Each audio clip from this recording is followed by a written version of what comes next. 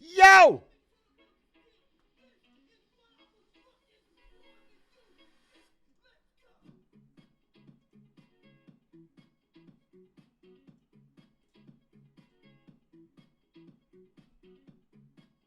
R.I.P. to a real one.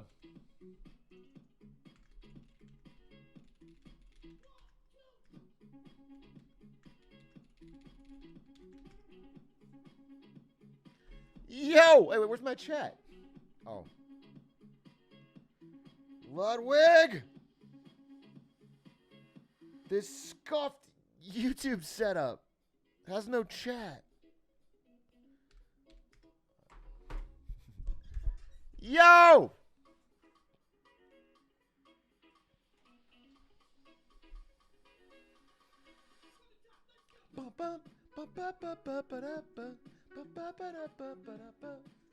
Wait, I'll get it back. Don't worry, we'll get it back. Wait, is it quiet?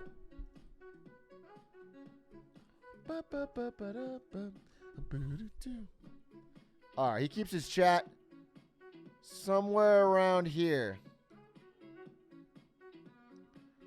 Right here. Chat? Any second now?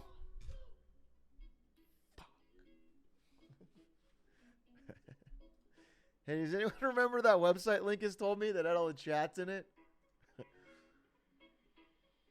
Fuck! Does anyone remember that chat, that website? Yo!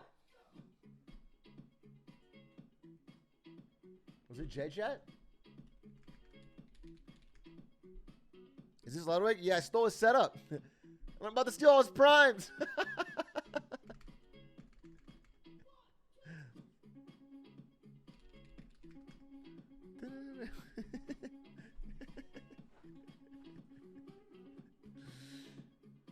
There is no way you use my fucking 2 year. I wouldn't! Congrats on the 2 years, Kerouac. Thank you for the support. Listen, we got a big marketing Monday today. I got to set everything up. I'm kind of going fucking apeshit here. All hell Atrioc, the new king of Twitch. What do you mean new? I've been running this place.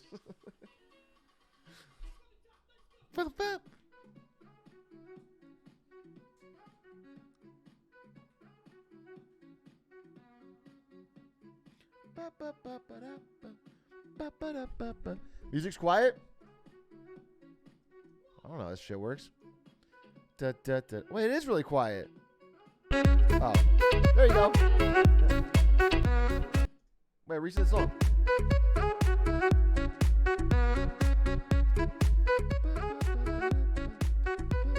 Whoa, everybody, what's up? Thank you for the primers. Hold up, I'm trying to get my chat on screen.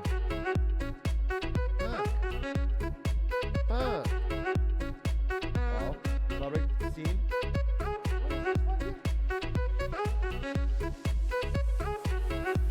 Is it my chat? Okay, that's good. We got my chat. All right, wait, I have my chat, but I don't have it on the fucking other monitor. Shit!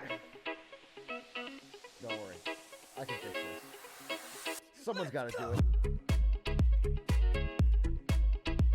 Just gimme.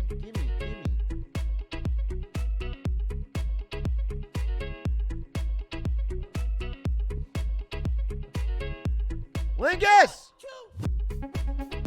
You know what? Let's see. We'll use this one so I can see you guys. Greetings from Sweden. What do you mean no Enron hat? Oh, hey, oh shit! Hey, the Enron hat's about to sell out. If you want a last shot, I got to tell you, before we get into the whole thing, I want to talk about everything related to my boy Ludwig and the whole streaming war. But if you want to get any of this stuff, it's ending in like 2-3 hours, gone for good. I got some. I gotta tell you.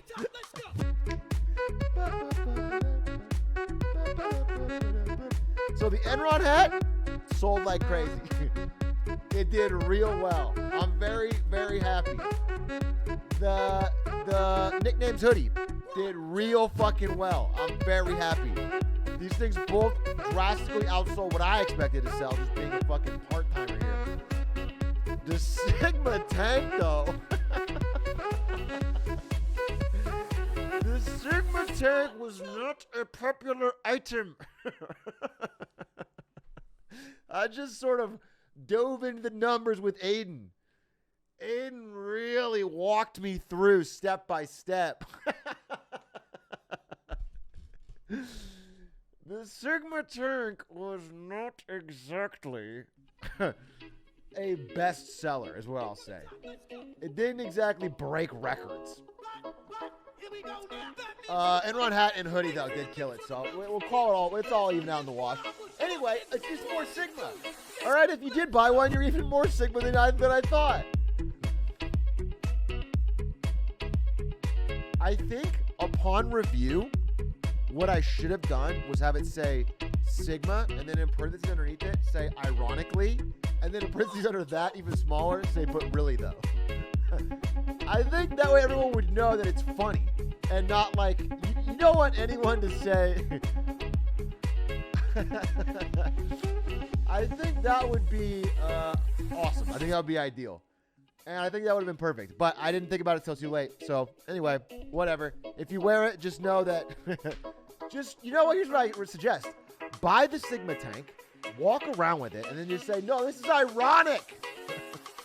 I'm wearing this ironically to everyone, like at the gym or wherever you're at. And that way everyone will know.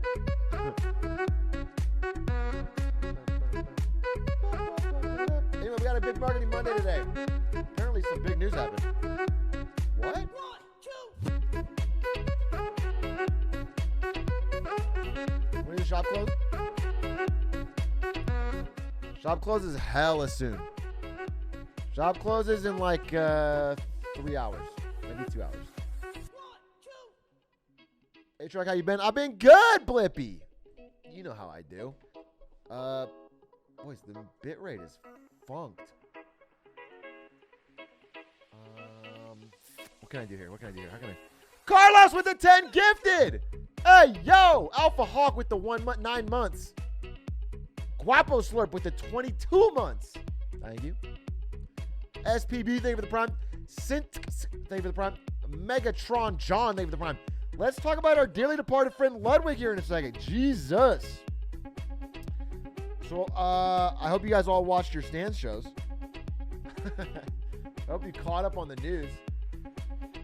And got your Stans show download. What happened to Ludwig? Who's Ludwig? Hey, brother, I've been trying to figure that out all day today. So apparently there's a streamer named Ludwig who moved to YouTube today, and because I have to keep in touch with these things, I studied it today. I'm trying to figure it all out. I'm catching up with you guys. Hey, Brian, thank you for the 4 months. Have you seen the cutie clip from the funeral? I mean, I was upstairs when she was filming this stuff. He can finally play catch with his dad. I would never do that. Jokes about Ludwig's dad? Jeez, dude. Have some class. Have some fucking class. Empathy, thank you for the 10 tier 1 subs. Jeez Louise. Let's think more about the subs and less about these dark jokes that I don't condone and don't support.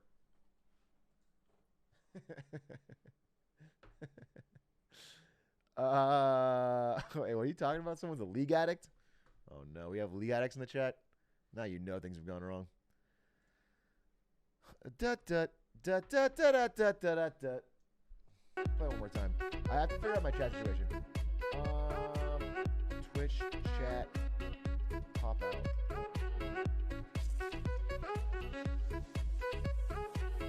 I will literally give a free something to whoever finds me that website that Link has told me about, that I can have my chat.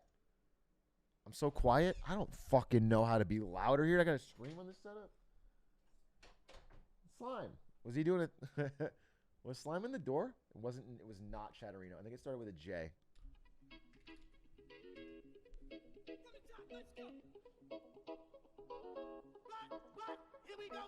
It's J-Chat?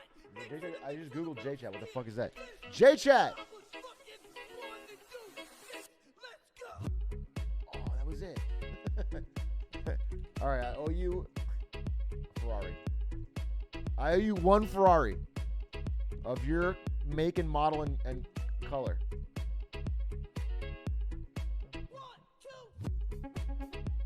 Did I get VIP back? I know. It's a sad day, but someone had to do it. All right, now check this out.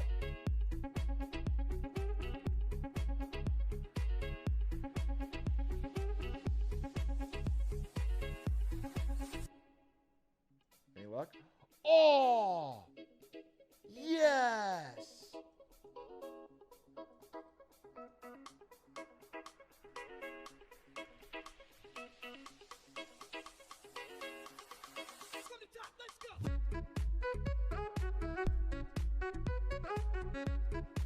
It's you! It's you, Chad. You look good. Welcome to Ludwig's Christmas setup. Now that Ludwig is broke, poor. He's a YouTube streamer, okay? He doesn't have any money. He's broke. Now that he's broke, I bought his house at foreclosure. And let me tell you, I'm going to be doing some redecorating. Okay, we're going to shift some things around. But for now, this is what I have to stream on. Stealing his prime set and house. I got the platform. Bro, you think this was a switch? This is a Dr. Disrespect switch. Ludwig was 5 minutes from getting banned. But anyway, Ludwig's gone today. We're going to talk about it. And we are going to talk about the whole streaming war and do wins and fails. And farm Ludwig's primes. This is the most important part. I actually had a headache before I went live today. And I was like, you know what? If I was at home, I wouldn't go live. But a very important message today is we got to farm his primes. Because it's like a big old sloshing bucket, dude. There's like 30,000 primes. Just like, and he dumped it. It's like Ludwig was carrying a huge, oversized bucket of money and was like waddling around. And we were like, hey, do you need help carrying that? And he's like, no, I got it. Don't worry. And we're like, you sure? There's like a... You just get some, and he's like, no, I got it. Don't worry. And then he fucking hit a banana peel comically and dumped them all into the market. It's prime pollution.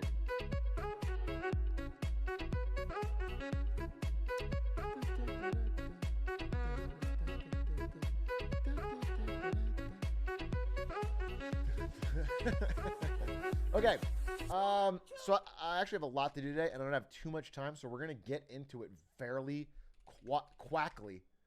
Let me just make sure I've got everything covered. One more second on the song. One more round on the song. And I need to do...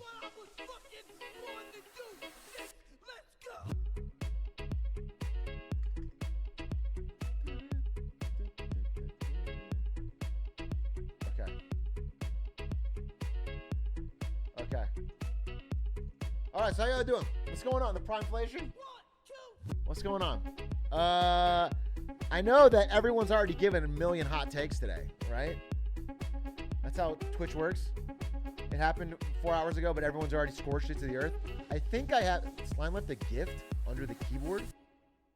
Is it a picture of his balls? Because that's not on the keyboard anymore. It's fucking taped. It's taped to the monitor like a fucking lost password. When I'm looking at chat, I see Slime's balls 5 fucking feet away. Miskiff talked in a circle for hours. Oh, I know. I know. Let me tell you, I have a major feature of today's Marketing Monday is Miskiff clips. I clipped quite a few things that Miskiff said because I feel like they need to be talked about. I feel like he might not have been the most insightful analyst in the first 5 minutes after the announcement. So that makes me an LSF Andy, by the way. Since it's all 99% Miskiff now. Who dat raid? Thank you for the who dat raid. Appreciate it.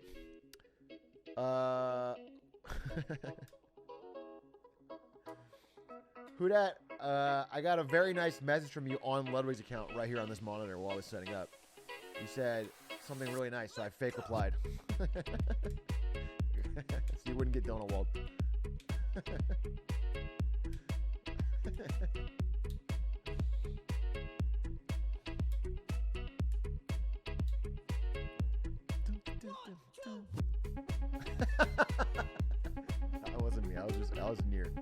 I was nearby. No, you were fine. Thank you for the natty 225. Jesus Christ. What'd you do today? Who the hell? I'll just steal that. Okay. I need to get my... Fuck. I need to get my shit together. I don't know if you guys saw. I did a point crow stream mission. Me and Cutie went to the middle of fucking nowhere. Literally Breaking Bad desert, middle of nowhere. And blew shit up for 4 hours.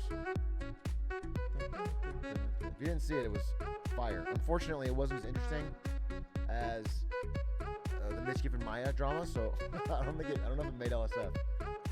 But it was hella cool. I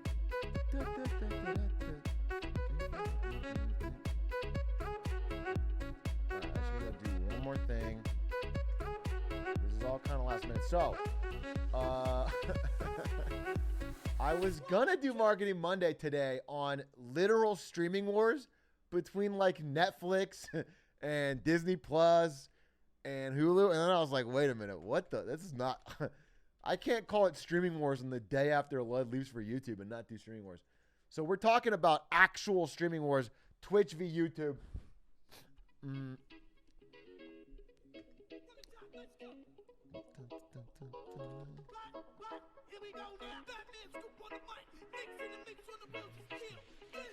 Hulu has a $1 per month deal. Hulu fucking sucks.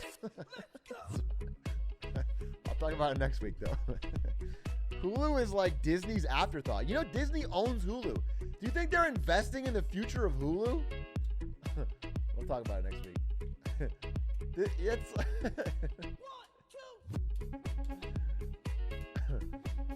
yes, Disney owns Hulu.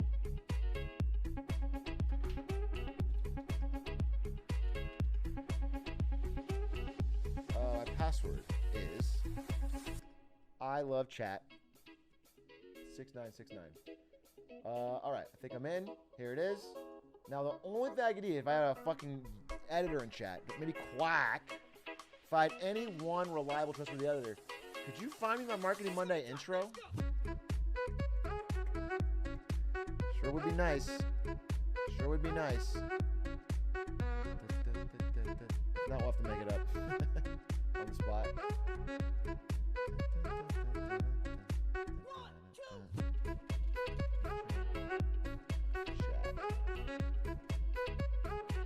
Let's play with one of your vids.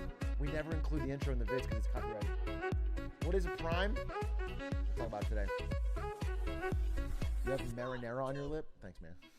I heard that's cool now. I heard Zoomers are really into that. It's on TikTok.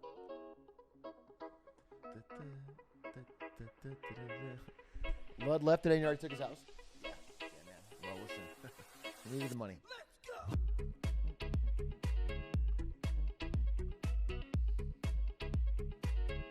What's Prime? I'm new here. All I know about is YouTube memberships. They need a different name. Can we talk about that? I think membership sounds so...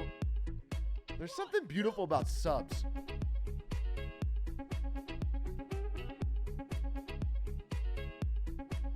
Membership feels like too much of a commitment.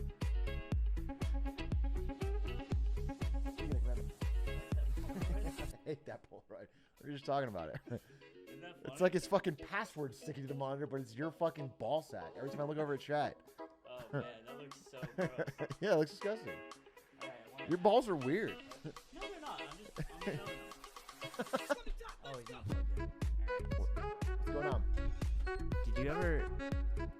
The most influential Atrioc has ever been to me is when he told me a story about how he met somebody who used to be on TV.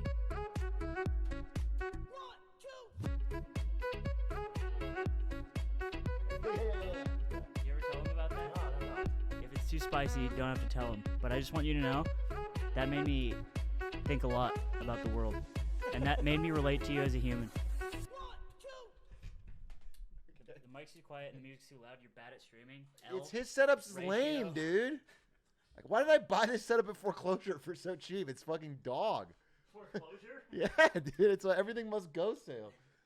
Ludwig's going out of business. Yeah. Slime told you something that I can't tell you. That's bad streaming. He came in here and was like, the story Atrioc told me made me relate to you, and then I can't tell you that story. But I do have an important story. I have an important announcement. Let me turn the music down a little bit because you guys are complaining. I have an important announcement. Somebody had to say it, and somebody had to do it. Okay? Officially,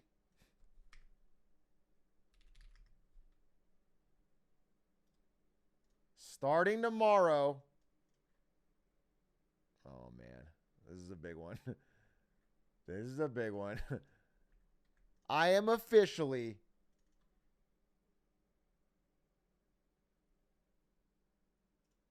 streaming on Mixer. Full time. The only one.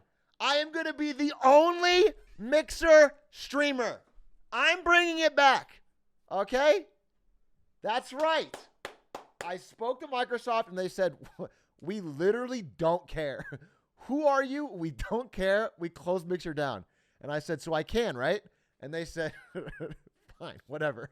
And they hung up. And so I'm officially pioneering, blazing my own trail, saving Mixer, bringing it back, dude. I'm going to be #1 on Mixer. Was your deal bigger than Ninja? Well, yes. Emotionally.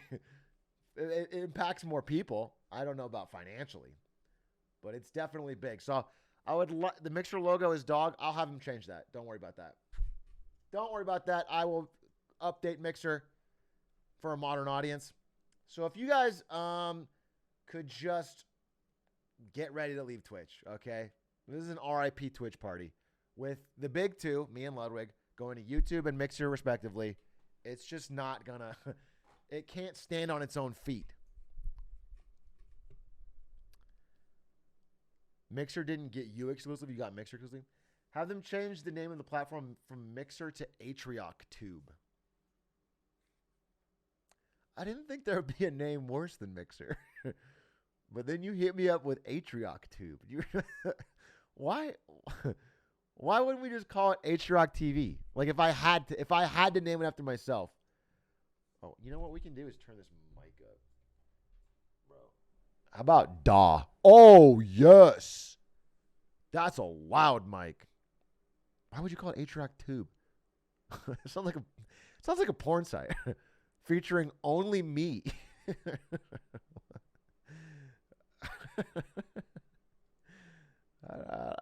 Tube. I don't like Tube in general. YouTube got away with it because they were first, but I think if you were to launch YouTube today,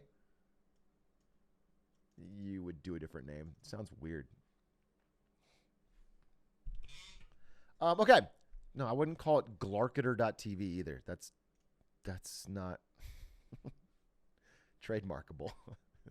It's too good. The government won't let me have it. Let me get one more thing. All right, I'm going to get my intro. And we're going to jump right into Marketing Monday. We have some wins and fails. And then we need to get to talking about Ludwig's move. Okay? There's no getting around it. Oh, Marketing Monday intro? Fuck yeah. Tuesday. Let's fucking go. All right, ready. Tag yourself because it's Marketing Monday. It's time for Marketing Monday on a Tuesday. Welcome to Marketing Monday. Welcome to Marketing Monday. Today, we are talking about the streaming war between Twitch and YouTube, what it means, who's winning, how we got here. But first, we open, as always, with some wins and fails in the past week of business and marketing. Starting with a major win for exactly 5 minutes to Twitter shareholders because CEO of Twitter, Jack Dorsey, finally stepped down to take a role as Gandalf in Lord of the Rings. Literally one of the worst CEOs you could possibly imagine. If you guys don't know, Jack Dorsey, CEO of Twitter, was a quarter-time CEO. he spent 3/4 of his time being another CEO for Square, who owns Cash App. This fucking wizard-looking motherfucker would show up like 1/4 of the time to Twitter. And that is why it has taken 8-9 years to even think about an edit button. That's why Twitter has like 6,000 engineers in a giant office, expensive in San Francisco, and adds no features. The biggest thing they've added is like a 240 character from 140. They do nothing. He is the most passive CEO ever. Finally, he quit today. And as someone who owns a lot of Twitter stock, I was very happy for 5 minutes because it spiked. It's the only time I've seen a CEO announce they're stepping down and the stock just fucking mooned. But then they announced who was replacing him. And it's a guy who's been at Twitter for 10 years who's really into crypto. And so it went back down again. So I don't know. I thought they were really going to get something good. I was actually stoked. Look at this spike, dude. It popped off. You know he's retiring? Oh, to the moon. And then it just went down again. They got a Twitter old head. Please, please, please, can we get somebody new in here? It's not that hard. Like every fucking famous person uses Twitter. There's a market here. You could make money. Stop doing it so badly. Blur's line is open. Yeah, anyway, it was a win/fail for Twitter shareholders, including myself. I'm bummed.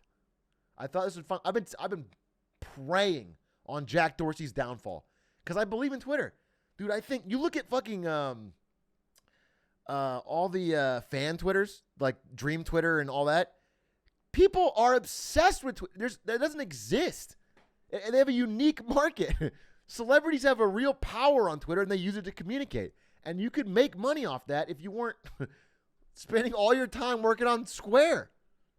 Anyway, let's hope. Let's hope it fixes up. That was my first win and fail. Next, we have...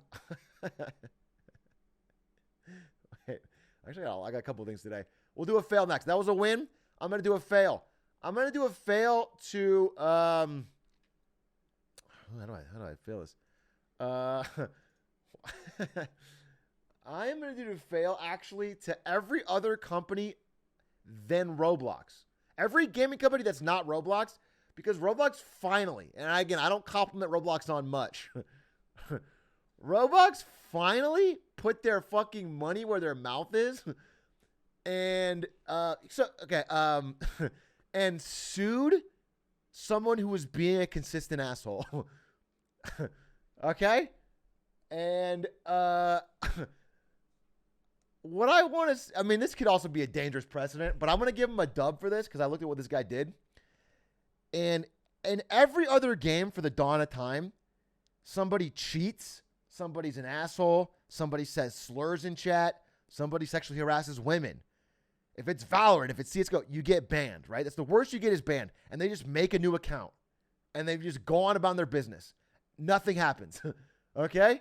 This guy kept making accounts, kept getting banned from Roblox, kept being an asshole, kept getting banned from... He made a map about Hitler. He uploaded a bunch of weird shit. He's a fucking psycho. He's a weird YouTuber.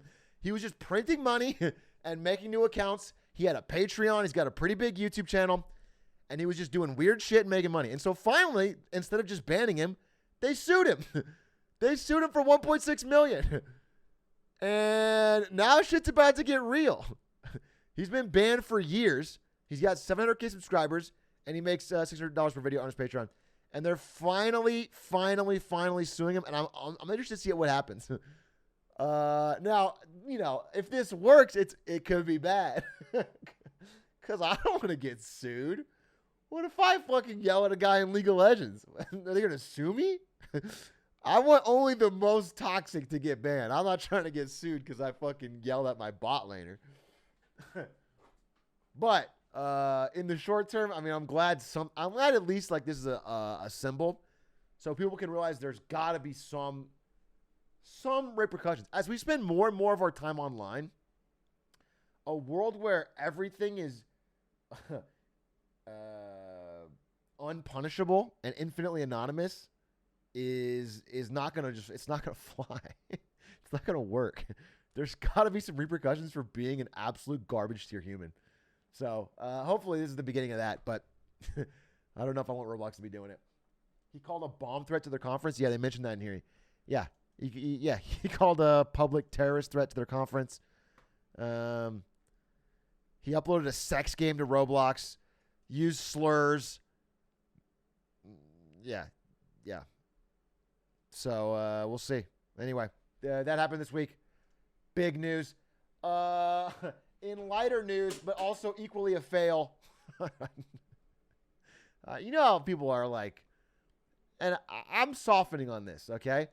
But I always think it's kind of comical that people get so obsessed with Tesla and Elon Musk, like worship it like a religion. Well, it's fine. If you like the stock, you like the stock. I don't need to get too much into it, but I think people that are obsessed with Elon Musk and Tesla, it kind of weirds me out a little bit. And in fails, somebody this week melted down a $58,000 Tesla to make a statue of Elon Musk, and it looks nothing like him, bro. It doesn't even look like him. What a fucking waste.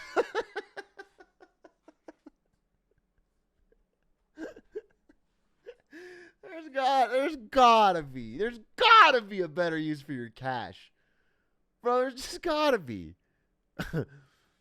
But any of the people in the chat who like to hate on me when I say Tesla might not be worth more than every other car company on earth combined, they might not have been adding the value of 3 McDonald's in the past 2 months. Maybe the stock's overvalued. Maybe the fact that he's constantly finding excuses to sell his own stock above $1,000 should be a warning sign that even he thinks it's overvalued. I know that whenever I say that, people get mad at me, but if you want something more productive to do, you could make a better version of this, because this one was bad. In wins, let's do a win. We did 2 fails in a row. We got to get back to the good side. This is a big win. So if you guys know Marketing Monday, you may know that I put out one of my favorite Marketing Mondays ever just a week ago. It was about Riot and Blizzard, a tale of two companies, and how one of them just a few years ago seemed like the darling, seemed like the winner, the storied pillar of gaming community. And then in the past few years have completely trashed their entire reputation, image, and future. While Riot is on an all-time rise to be one of the most dominant companies in gaming ever. If you haven't seen it, please check it out. But I have to admit, right now on stream, I was wrong. I was so wrong. Blizzard's not dead. Blizzard's still innovating. Blizzard's still thriving. And there was a leak this week that proves that Blizzard has exactly what it takes to take back the crown. And that's why my win this week is Blizzard for reportedly making, oh my God, it stuns me to even say this, a secret Overwatch mobile game.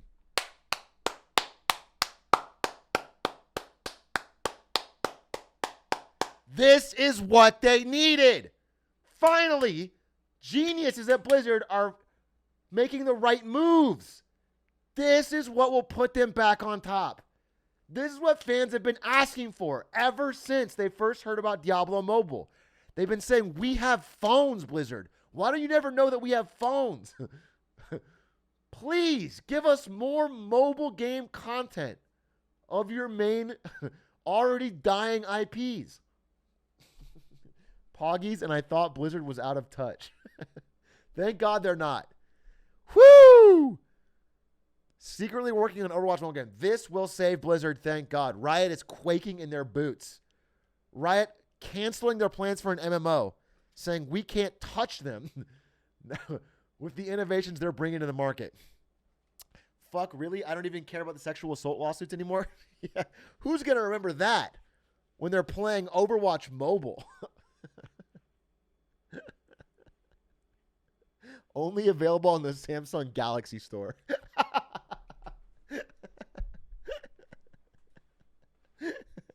Exclusive. Don't you guys have Samsungs? Yeah, I was delighted to read that news. Thank God Blizzard's in good hands. And you know, it's so nice to hear because I was worried that they were going to be even in more trouble after a leak came out this week that they were shredding documents related to their abuse investigation.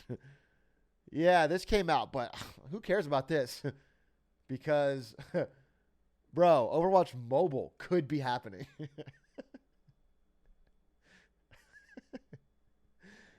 Yeah. California expanding their discrimination lawsuit because not only do they have harassment and abuse towards female employees, apparently they also treat their temp workers terribly. Whoo! They hired a union-busting law firm and have just begun to shred.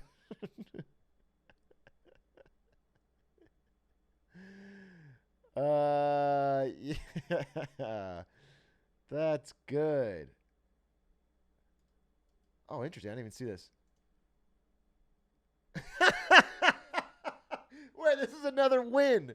Hey, what do you do when your name, your brand name, is absolute dog shit? People just hate it on principle. What do you do? Well, there's one option that we've just heard about.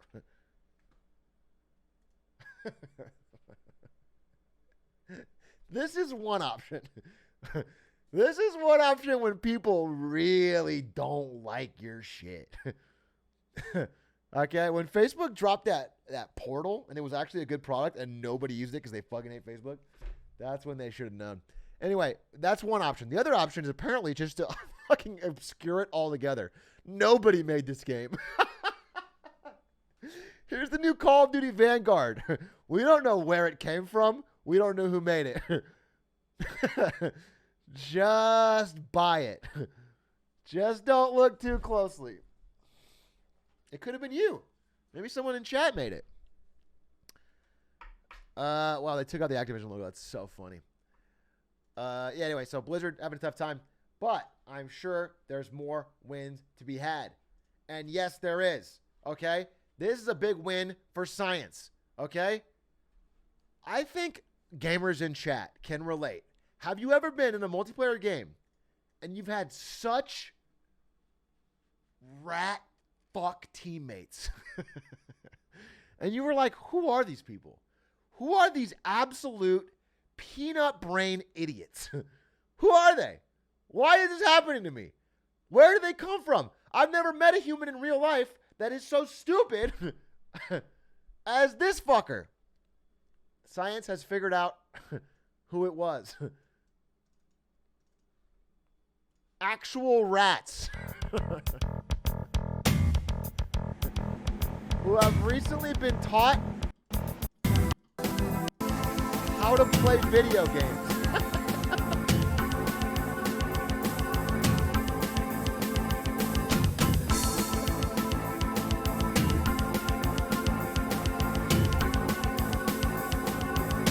This is your teammate in Valorant who swings wide too early. This is your mid laner who goes 0-4, says jungle dip and quits.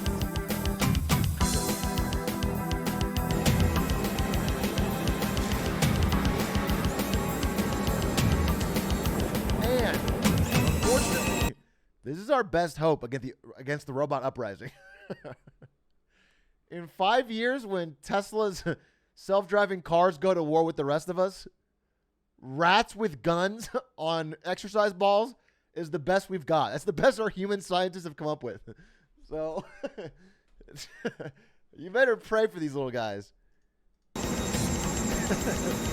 gonna just really crush it.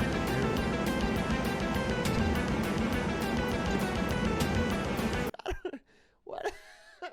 I'm no scientist, but I think they think the rat is controlling this, but it looks like the rat is just trying to get food out of these tubes, and it doesn't really care which the fuck one. I don't think this rat is thinking about what's on screen at all. A goddamn rat has a better gaming monitor than me. Yo, shout outs to all the broke talk in chat, dude. You guys are literally on a worse setup than this rat. This rat's got frames, dude. Anyway, that was a win this week. Thank God for scientists always pushing things forward in ways that we really do need. Another win goes to. Oh wait. Hold up. Wait a minute. Let me put some kush up in it. Does anyone have the video that I made many moons ago when Microsoft bought Bethesda? Maybe it was right here. There is no replacement. Maybe it was right here. I think I'm gonna watch E3. I mean, I really whatever. Anyway, in that video, I said unequivocally, because there was a lot of fear, uncertainty, and doubt about it. I said, look, you don't spend $7.5 billion on a company and not make the games exclusive. And it was announced this week, revealed. Sorry, PlayStation fans, Elder Scrolls 6 is officially exclusive to Xbox and PC. It's been locked in. They were very coy about it. They were very, very coy when they were like, hey, we don't know. We're going to review all the options. There's a long history of multi-platforms on the Elder Scrolls series, and we don't want to mess with that. And then they thought about it for more than a minute and realized we gotta make this exclusive. So the real winner here is PC, which is again just dominating this console war. The console war is making both sides have to make extra money by dumping it on PC. So both exclusives are coming to PC. PC's fucking dominating. But this will not be coming out to PlayStation. And I know you can look at the comments. The comments are crazy. The comments are full of Sony copium. I've mentioned this on previous Marketing Mondays, but the way this generation of alpha and Zoomers fights console wars online is depressing me. Because it's all like bootlicking charts, graphs, and numbers. It's so depressing. I would fought in the console wars, okay? 4 or 5 tours back in the day for Nintendo. But all I did was argue about games. I was like, Mario's better than Jack and Daxter. You know, I would just argue about games on forums. And it was cringe, don't get me wrong, but at least it made sense. But nowadays, I want to show you one. Wait, let's look at the comments on this. This guy... No, wait. Give me all the comments, not just... This guy. Lol, sorry for what? Xbox is barely clean at 20% market share. They had to do something dumb. They're just dragging down Bethesda's earning potential, which is on brand for Microsoft. You're 13. What are you fucking talking about? You don't know anyone there. You are not a shareholder. What are you fucking talking about, bro? Touch grass.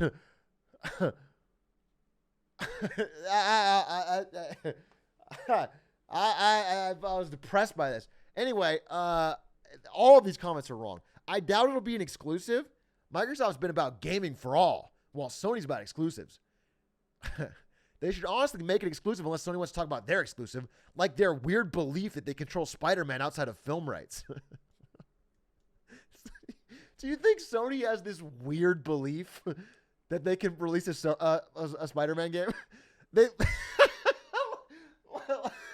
Like, they don't have the contracts. Everyone at Marvel's like, bro, you don't have this.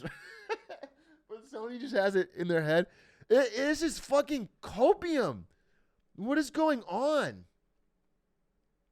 They'll change their mind when they realize where their money came from.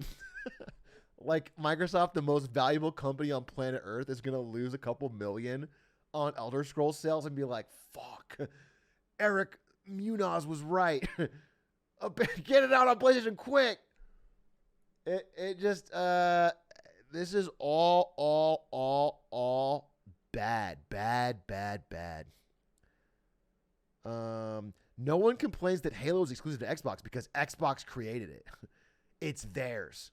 The Bethesda deal is very different and amounts to Microsoft stealing a bunch of big franchises and holding them hostage for PlayStation players. Not a good look. It's Bungie's, and Microsoft bought them.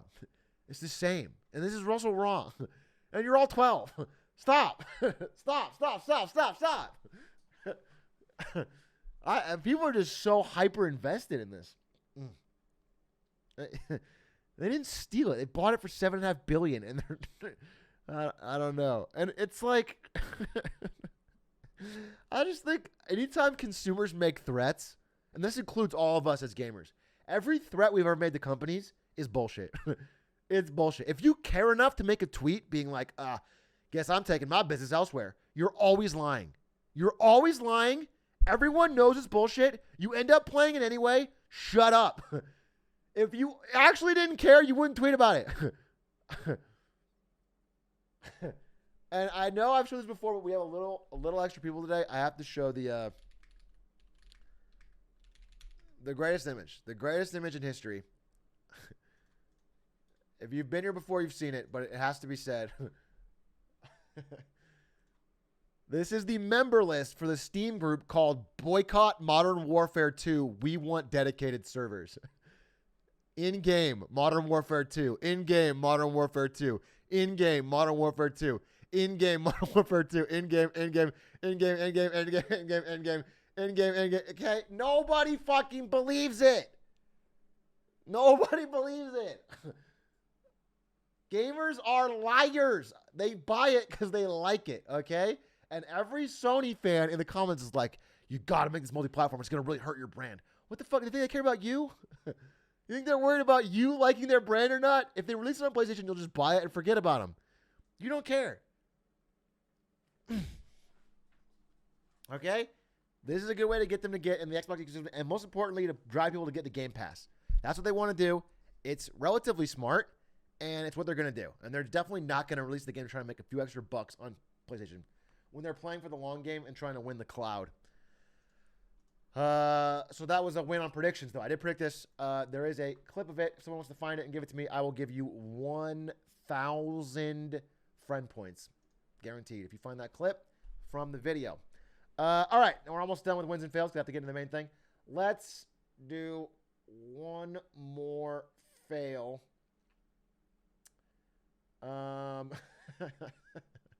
Okay. This fail is on Arcane.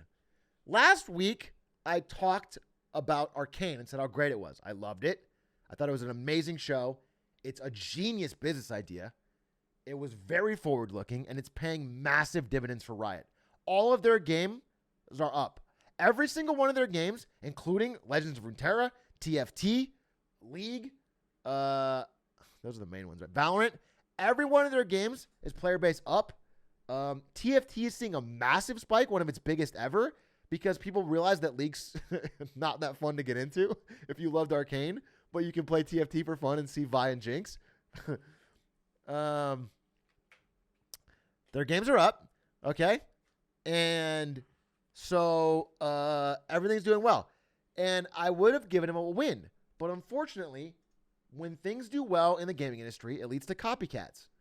And so now I am giving a fail to Arcane because I'm going to have to explain to an angry audience in a few years why I don't understand or like Kojima's new movie. Because Kojima just launched a new film, TV, and music division. And now there's going to be some fucking weird-ass Death Stranding-style movie that's going to be so confusing. And I'm going to get on stream and be like, you know, I know people like it. I'm just being real here. I didn't really get it. I didn't think it was that great. I thought it was a little odd. And then chat's going to madge like crazy, dude. They're going to be so pissed. You idiot! How do you not understand the deep themes of this 6-hour epic? It's going to be like Dune all over again, dude. Watch it again. Watch it again, you absolute nincompoop. You probably didn't even reach hour 5. You didn't get Dune? I got Dune. There's nothing to get about... I'm not going to go into it. The Dune movie is a gigantic, boring preamble to what will probably be a good movie. The second Dune movie will be fire. The first Dune movie was like eating your vegetables first, dude. I don't want to get into it. The first Dune movie, and now that I've read the Dune story, I'm even more mad at the movie. There's so much cool shit they didn't include. But I do think the second movie will be good. I'm not gonna get too into it, but it's literally like force feeding you broccoli. Oh my God, thank you. I thought I was going crazy, bro. I'll say it. I'll say it and I'll spray it. It's beautiful. It's a beautiful movie, but that's not. And part of the problem is I didn't watch it in fucking IMAX 9D. Okay, that's what everyone tells me. I had to watch it on Stan's TV, which, if you guys know, I don't want to hate on. I don't want to poor shame Stan's, but his TV is a Nokia flip phone from 1998 that he set up on a stand next to an open trash bin burning fire. And it's not the world's greatest experience, but I did enjoy it. And it was tough to get the full audio experience, And for sound, so he hooked that up to 2 different iPod shuffles, and then I have to plug my headphones into those. And so it was like I was using earbuds of. Anyway, we're too far on Dune. No, it was. Listen, it was fine. Stan's TV is actually fine. I thought it was visually really good, but I just felt like it was very much vegetables before the main course. I'll still see the second one though. Anyway, Kojima's film is gonna be tough to follow. The album will probably be sick though. And then I have one more thing to talk about. I like to end the wins and fails with a more in-depth one. And this one, I really think my audience today, it's appropriate to talk to you about. I don't know how many of you guys know about this, but I'm sure, based on demographics, a lot of you do. Are you aware, in my chat, of an app called Klarna? Who here knows about Klarna?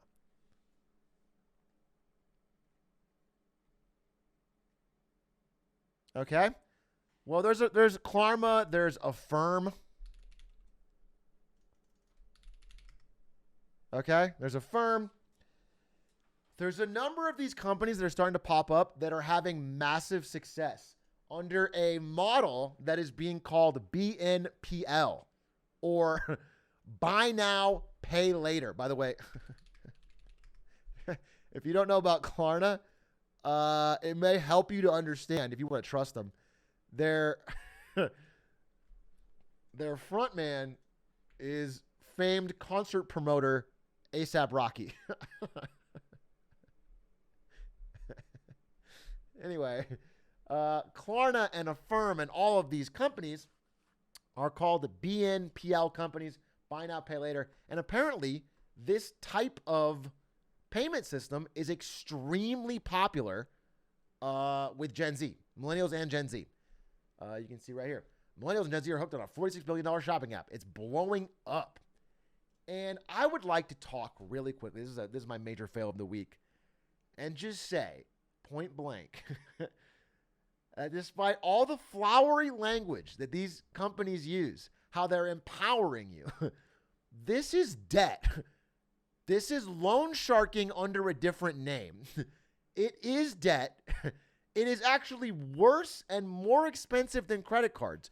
And everyone, if you look at the reasons people use these products, is because they are afraid of credit card debt. In fact, one of the main drivers of Klarna's audience is that 1/3 of millennial and Gen Z cite credit card debt as one of their biggest fears. That is more than the number of people in that age group that are afraid of war or death.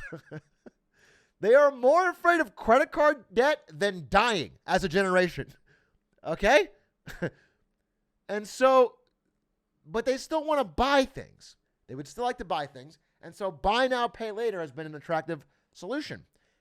And theoretically, if you pay all of your owed money exactly on time with no missed payments, it's fine. It doesn't decrease the cost of anything, but technically you can pay later. Technically, within a few weeks. Yes, correct. Technically. But if you were to miss any of your payments, if you are delayed for any reason, the fees that you will accrue, whatever they call them, because they use a lot of variety names, because they don't want to say interest. They never want to say interest, and they don't want to say late fees, and they don't want to. They say everything's easy, fun, smile, clean app. If you miss any of those, the payments you make are far in excess of what you would have on a credit card.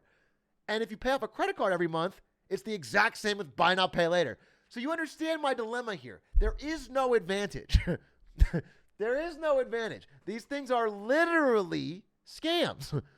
Okay? They are literally just debt rebranded. Okay? And so they are becoming billionaires. They're blowing up like crazy, and they're becoming very, very successful. And it's starting to have problems because people that are attracted to this system are now starting to miss some payments or fall into traps where they buy things more than they think they can afford, and their paycheck comes around, and then all of a sudden they are on the hook. They are on the hook for half their paycheck on Klarna payments. And it's a big problem. And so I just want to make sure that this branding does not fool you. Now, there is one thing. There's one thing that's better and one thing that's worse. I want to get the full picture, okay? Because if you use one of these things and you're responsible about it, I guess it's fine. These things are essentially debt on training wheels. The thing that's bad about credit cards is that credit cards are like a bartender that'll never cut you off at the bar. If you're getting pissed drunk and you're smashing glasses and you're like shoving people for fights, credit cards are a bartender that'll be like, hey, you want another round? They will give you as much money as possible and lock you into infinite lifelong debt. Klarna and these apps, if you start to miss payments, will cut you off. So it's debt on training wheels. You'll still have to pay exorbitant interest fees, and it'll be harder, but it's very hard to totally trash your life's future on Klarna. You'll just get fucked over. That's it. You'll just lose more money than the item cost. You're more likely to get scammed a little bit, but it's very hard to get into crippling credit card debt. So that's the advantage. The disadvantage is that for that privilege of putting you on training wheels, they offer no protections. So on a credit card, you have chargebacks, you have protections if you buy something and it arrives wrong. Let's say you spend $600 on a credit card to buy an item and it comes and it's dog shit or it's bad or they don't offer what they promised. The credit card company will fight for you. They have an incentive to keep you happy in using their service. So they will accept the chargeback. Klarna and these companies will do no such thing. So you're not really getting anything. They're literally have no downside on their end. They're just giving you debt with high risk. That's about it. That's it. So I want to make that clear because I've seen a lot of these companies start to blow up. I've been watching their financials explode. And if they're making that much money and they are getting invested that much, that means they are profiting largely off of the misery and debt of young people. So I would like you guys to be aware. I like to get this message out that there is no different. And I listened to the CEO talk, and I don't want to play the clip here because it's too long. But the CEO of Klarna talked, and he seems like a smart guy. But basically, he said things like, we are past like the era of debt, okay? We are in the buy now, pay later economy. People don't want to go into debt. People want the freedom of choice. He said a lot of things that were like fancy ways of saying we are just a credit card company under a different name with less protections. He was a very good pitchman and salesman, but nothing he said actually made sense if you look into it.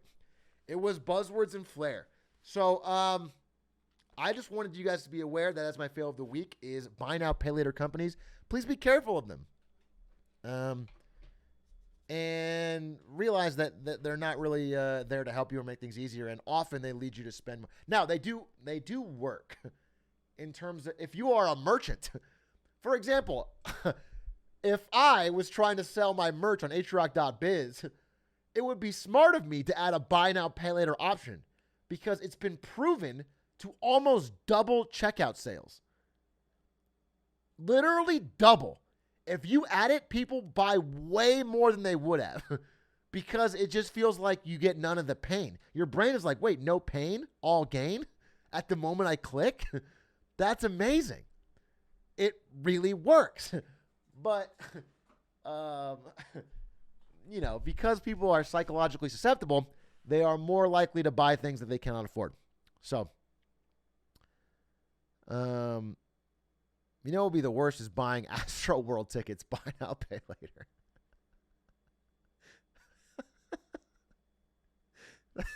Because there really are no fucking protections, huh?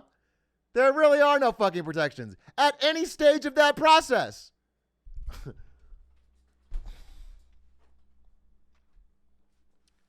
And never have to pay later. No, you do have to pay later. Okay, now, Enron hat sold out. I'm sorry. You know what? You buy now. No, wait. What's this? Buy now, ship later. How about that? Except I don't ship. There's no protections. Thank you to everyone that bought Atrioc, about Enron hats. Thank you to everyone that bought Enron hats. Thank you for helping me support the brand of this decade-old scam dead company. It's always been my dream to take a company that defrauded millions of families and slap their logo on a hat and sell a bunch of them, and I did it. There will not be more hats, unfortunately. The factory is, we've used everything we can do. Today's the last day. I will be thinking about some more failed business hats. Blockbuster's lawyers, I don't think they can take me. Ludwig's got some YouTube money now. He's going to back me up. Thank you, everybody that bought one. I think we still have a few more hoodies. Hoodies are almost sold out. If you would like the dope nickname hoodie, I got one behind me.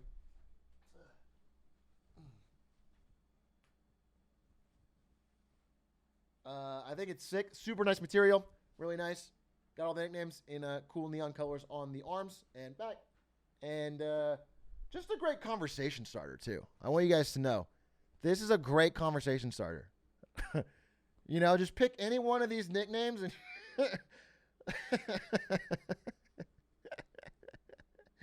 and you could really kick off dog shampoo, for example. That's an interesting one. Anyway, hoodie's been doing well. Last chance to get those. Sigma Tank doing absolutely terribly. I'm just doing fine, but Sigma Tank is selling like 1/10 of everything else. So, you know, we live and learn on that one. Which means I will be wearing probably 8 to 10 Sigma Tanks at once, layered to the gym, which will be cool. I think I'll look buff. If you get the bundle, do you get a hat still? Yes. Yes, if there's any bundles left. I thought the bundles were about to sold out. There was less than 20 bundles, I think, when I saw with Aiden. So I don't know. There's not many bundles left. But yes, if you get the bundle, you get the hat. Okay. Anyway, that's it. We did our wins and fails. Now it's time for the main event. We're going to talk about the streaming wars. Twitch versus YouTube. Let me get a song. Oh, you know what? I got a good idea. Holy shit. Atrioc, good idea alert. Bing, bada bing, bing. Ba-bing, ba-bing, bada bing, bing.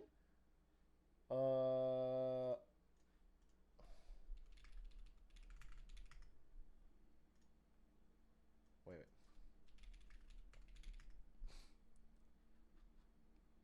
All right. I had to make this one kind of quick. Let's see. There it is. Today's marketing. No. Today's Marketing Monday.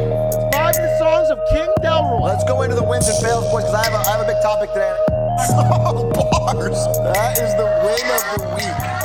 Atrioc. Atrioc.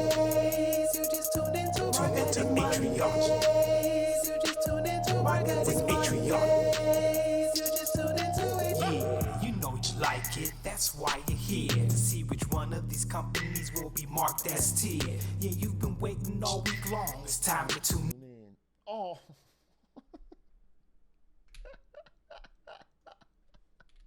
I was trying to close tabs.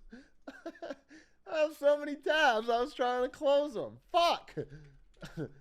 Bro, I closed 100 tabs, and it happened to be in there. Don't worry. We got it back. Yeah, you know you like it. That's Today. y'all ready? Yeah, you know you like it. That's why you're here to see which one of these companies will be marked as tier. Yeah, you've been waiting all week long. It's time to tune in. And since you're listening right now, make sure to invite some friends. Atrioc. With Atrioc. Tune into Atrioc.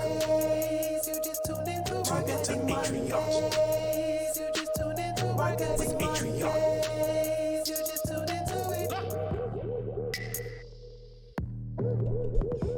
Let's talk about the streaming wars today. A big announcement. My friend Ludwig went to YouTube. Okay? He took a deal and is now streaming exclusively on YouTube Gaming. And that means the war has just begun. Because Ludwig is not, how do I say this? I want to say this in a rare moment of sincerity. Ludwig is a big streamer, obviously, but bigger streamers have signed deals.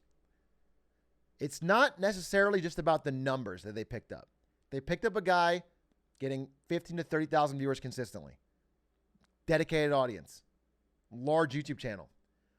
What I think is most impressive about the foresight of YouTube to pay extra to really secure a man who's been deep on Twitch is that, and what makes this one of the biggest pickups in streaming history is that Ludwig Ogren is a streamer's streamer.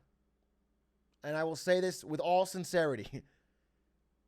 Almost every streamer that I know in every group across Twitch, whether you're Minecrafters or OTV or OTK or speedrunners or anything, Germa, every different group knows Ludwig. They like Ludwig. They don't always collab with him. They're not doing it every day, but they have a generally good, positive feeling of Ludwig. And the thing that YouTube gaming needs most is legitimacy. They don't need numbers. They need legitimacy. They need people who are not leaders but followers to feel safe taking the plunge and switching over. Okay? Once Ludwig has done it, it makes it so just makes it feel so much more possible and safe to give YouTube a try. He is a streamer's streamer. He's an influencer's influencer. That is one of his superpowers. Because his content's dog shit. Content's bad as hell, but he's the avatar. Okay? He is connected to every group and with a positive feeling. And so, and I think that Twitch, in their, narrow-minded focus on numbers and stats and how much this might hurt them in the short term, and realizing it wouldn't hurt them that much in the short term, didn't foresee that outcome. Ludwig is worth much more than just his numbers would say. And so I think they've made a big mistake by allowing him to go to YouTube, and I think it's going to be powerful. Second thing they got in the Ludwig deal is a man called Otto. Automated is just a young genius who moves faster than entire teams of development people that I've seen. Just so much faster. He's just an incredibly impressive human being. And as someone who worked, at Twitch, for example, and saw dev teams take months to make a product that was bad, seeing Otto create something like that that's better in weeks and then consistently update it and fix it with a one-man team is stunning and phenomenal. He is a rare 10x engineer. Almost every engineer that I meet in Silicon Valley thinks they're a 10x engineer, which is kind of slang they have out here for someone that does the work of 10 people. Because there's this stigma that the average engineer is like a copy paste, someone who doesn't really know shit, do shit, pretty lazy. And there's a few 10x engineers that do all the work, and almost every engineer thinks they're that, and they're not.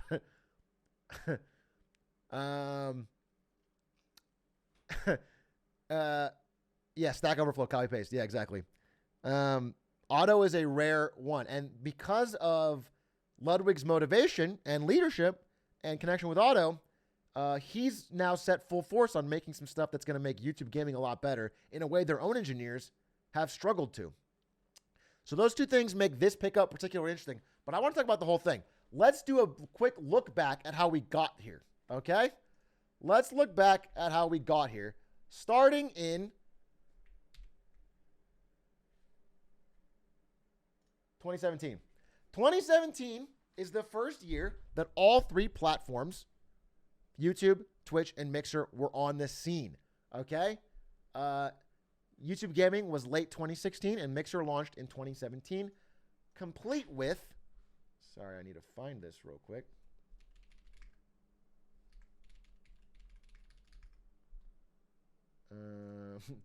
Complete with, when they launched at E3 that year, a tweet from Twitch that I made when I worked there.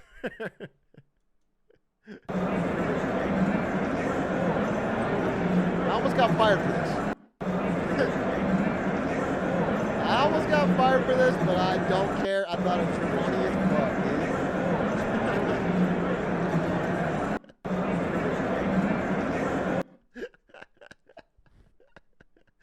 Dude, I had Amazon execs calling me like, what are you doing? We're customer focused. We're not competitor focused.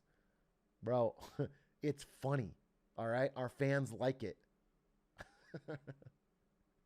Get off my dick, Jeff. Did you actually almost get fired? I don't know if I was close to getting fired, but I definitely got a bunch of stern talking tos. Anyway, I tweeted it. I don't apologize for it either. Why is that a fireable offense? Because Amazon's very focused on not mentioning competitors ever. Anyway, after I heroically killed Mixer in this tweet, thereby saving Twitch forever, Ninja would have destroyed Twitch if I didn't drop this tweet. This is our one defense. After I heroically killed Mixer, let's jump into the actual timeline. Facebook Gaming with the worst logo in history. A big, ugly, blocky G. And it's called Facebook Gaming. Launched in 2018, okay? And this is early 2018. And after early 2018, that is when all the combatants had shown up and the war began. Beginning with probably Ninja and Drake in late 2018, kicking off every single person who didn't know shit about gaming or streaming was like, oh, I have to know about this. Every tech exec was like, oh, I have to know about this. And so Ninja did the pon with Drake and the world changed forever. And all of a sudden, we enter what I'm calling the money bags era. 2019 to 2020 is the money bags era, kicking off with this hero. Now, to the average person, maybe Ninja is not a hero. But if you are a content creator, there is nobody more... If you're a big content creator, I guess. I'm not quite there. If you're a big content creator...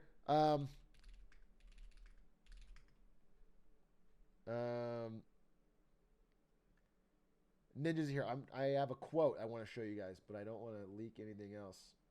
Oh, I'm going to leak fucking... Wait, let me go full screen just so I don't leak like a YouTube contract. Or Valkyrie's DM that she's launching Reflect 2.0. This time it's personal. I don't want to leak that one. I got to keep that inside.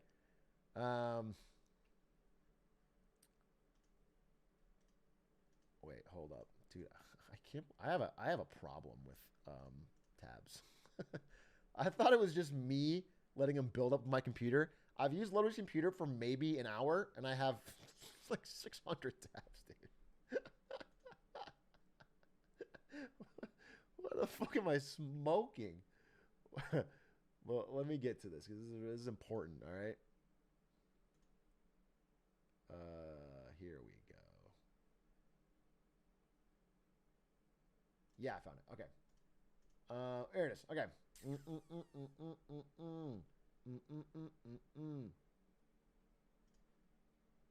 Here's the quote. Okay. Sorry. Back to what I was talking about. And then we'll read from chat. So 2019, 2018, 2020. These 2 years are the money bags eras. Ninja kicks it off. Shroud soon to follow. Facebook picks up Disguised Toast. YouTube picks up Valkyrie. One of the best pickups ever because she was pretty small at the time. Doc gets banned, goes to YouTube. Laserbeam And so after this beginning part happens, Pokemon has this quote: "God bless Ninja for making that move, because now all platforms have to put a dollar amount on streamers. So literally, people are paying me and all my friends to do what we were going to do anyway for the next 2-3 years of our lives just because. We are so freaking lucky. Ninja was a hero if you were already a big creator in these years." Now, that's a very small group of people, and they're already rich. But if you were one of those people, you made a lot more of what you were worth in terms of audience because of the Blev. Blev took a risk and made absolute racks. He made $40 million, $60 million. I think it's 60 and he made 40, which is still by far the highest deals, by the way. I can't comment on specific deal numbers of anybody. Shroud and Ninja's deals were by far the highest. And do you want to know why they were so high? Because those type of numbers don't work. Like at all. So that's where we enter. So it turns out, again, in the post-Drake era, in the post-Ninja Fortnite era, where every big company was getting into this, they didn't understand how this market worked. And it was assumed that if you bought the biggest people, their audience would transfer over. It was proven very quickly, but not after all these guys got their bag. This is early 2020. By mid-2020, we enter what I call the poorhouse years. Okay? This is the empty wallet years. This is late 2020 to early 2021. Because every single exec started to realize that the numbers weren't changing. They bought Shroud, they bought Ninja, and the numbers didn't go up. Mixer was still small. It didn't change anything. It didn't shift the tide. They spent a lot of money on that. It didn't do anything. Facebook bought this guy's toast. Now, again, he personally is doing fine. He's getting some good numbers on the platform, but it's not growing the play. It's not doing anything, okay? And most importantly, out of all this, is Twitch realized it. So I got a quote. Let me see if I got a quote. Dude, this is my tabs problem. Yeah, here it is. I got a quote. Okay. Somebody got a leaked quote from Twitch staff. I'll just show you on screen. One industry Twitch staff said, "The streaming wars are over." They claim a Twitch staff said to them, "We won." So Twitch internally started to realize that they won, that people can't leave. People can't leave and take their audience with them. So Twitch started to get real fucking stingy. In this late 2020, early 2021 era, Twitch started to get real tight with the purse strings. Once they realized that a streamer couldn't really abandon ship and take their audience with them, Twitch is like, "We're not paying you shit. Go to YouTube. Go to Facebook. Go to Mixer." And around the same time, Mixer implodes and dies. So that's another big spending competitor in Microsoft that's off the books. And so this led to an era of absolutely no payments from Twitch. Twitch doing really nothing to spend at all. Right around here. And if you happen to blow up in that era, like if you happen to be, let's say it's like late 2019, and you are a 100 viewer Andy. Ask me what I'm making. What are you making? Tito's and a cup. Fire. Ask me what I'm making. Or let's say Hassan and Mizkif. If you start to blow up in that era, you're not making any money. You just by missing the cutoff by just months. Instead of getting massively paid like Pokey, you're getting nothing. You're getting absolutely nothing because Twitch is no longer scared. The panic that Ninja put in their heart no longer exists. Okay, you're not getting paid. And so facing a world where the audience is getting more and more competitive, there's more and more streamers every day, content's getting more and more high production value, facing a world, some streamers start to take deals that are less than this, but still good, to go to YouTube. Lupo, Tim the Tatman, I think Courage resigns. Okay, they go over to YouTube because Twitch is offering them nothing but more of the same, like incentives to run a lot of ads, get a lot of viewers, sell a lot of subs. That's it. Twitch contracts in this period are like, there's no flat fee, there's no bonus. It's like, hey, we'll give you a better sub split. You know what I'm saying? So if you want like a big cash out event, you have to go to the one place left. That's YouTube. And so people started to trickle over. Okay? That's where the beginning of this is. And then recently, they hit on something. Okay? This was a new development right around here. When they brought over, because they had Courage for a while, when they brought over these two, it started to realize that if you get not just one streamer, but their group, you can start to pull over the audience. When you start to get their group and you get like the whole ecosystem, you can start to get over the audience. Does that? No. You get the universe. All right. And so they went for somebody who's connected to every group on Twitch, to somebody who really is sort of the avatar, someone who has a bit of a wide range of connection, and they went for Ludwig. And let me tell you, I can't speak to contract numbers. I know them, which is why I can't. I would love to guess. If I didn't know them, I would guess, and I bet I would be really close. But I can't because I know, and my guesses are too informed. So I will just say, obviously, the things I mentioned about these still held true. Twitch's offers in general are not as competitive.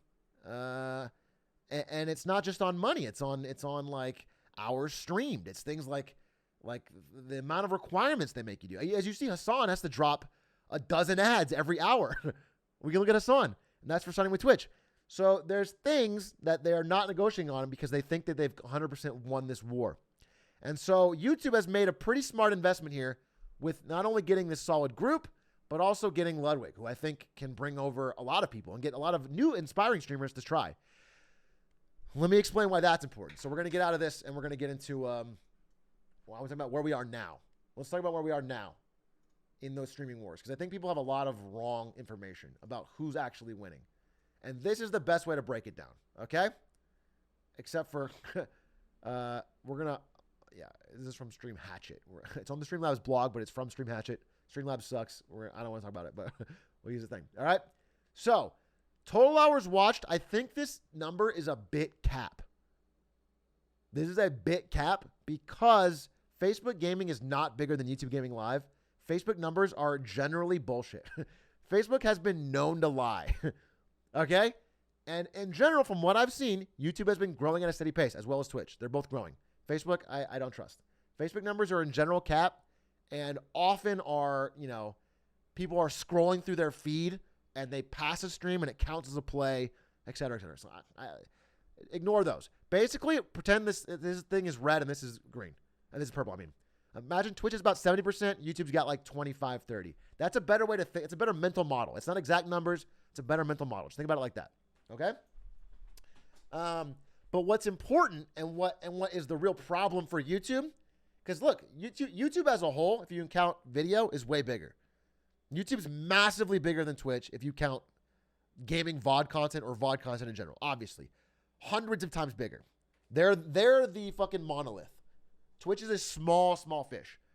But in terms of live, which is growing right rapidly and nobody wants to get disrupted by, you think about Facebook getting disrupted by TikTok. Facebook had a dominance of social media. You'd think no one could beat Facebook. They own Instagram, they own WhatsApp, they own Facebook, they own those are the main ones, right? Instagram, WhatsApp, Facebook. Hey, what's up, Otto? Otto! Shout outs to Otto. Wait, I have followers on still. Turn off that. And sorry, thank you for all the subs, by the way. I cannot read every sub while I'm doing these because it fucks with the video. But Otto, thank you for the raid. Really appreciate it. Much love to Otto. I've just been talking about how, actually, I'll talk about you in a second again, Otto. Anyway, this is the main thing they have to overcome. And this is one of the reasons why when people leave Twitch, it doesn't hurt Twitch. Because while Twitch's viewership numbers are only, slightly better in terms of growth than YouTube's, Twitch's hours streamed, if you are a new streamer, if you're like a person who's like, tomorrow I'm going to start streaming, there is a 9 in 10 chance you will stream on Twitch. There is a 9 in 10 chance that every new streamer is going to be a Twitch streamer. And that means you only go to these platforms when you're already big, which is not a way to build a service. That is not a way to grow up. And that means, like, if anyone leaves Twitch, there is a ton of hungry, young content creators who've been hustling that are ready to take their primes. Like, for example, well, maybe not the young part, but if you happen to really enjoy Ludwig's content and you have a Prime and it's sitting around and you happen to be watching Marketing Monday, maybe now would be a good time to dump it right here.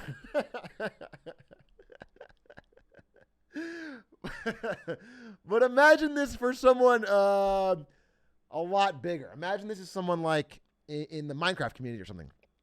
It's just there's just so many content creators, and there's so many more on Twitch than anywhere else. People begin their streaming career. They learn how to stream on here. They get immersed in the culture on here. This is where it all begins for streamers. And so instead of like it being 50-50 starting on YouTube and Twitch and people are poaching from each other, it's always starting on Twitch and being homegrown, and then someone else has to buy them once they're good. And they're overpaying. They're always drastically overpaying. Thank you for the primes. Appreciate it very much. Big Andre, Dragon Slayer. So this is what they have to overcome. And that is why someone like Ludwig, who has huge influence over young up-and-coming streamers. People that are like, I know a lot of people in this very chat have watched like Ludwig's videos on how to stream and have given it a shot. I know that people in this chat have done that. You've literally watched Ludwig's video on how to stream and you've given it a shot and you've tried to learn from him. It's a common thing. He's the type of person that can get someone to try out streaming.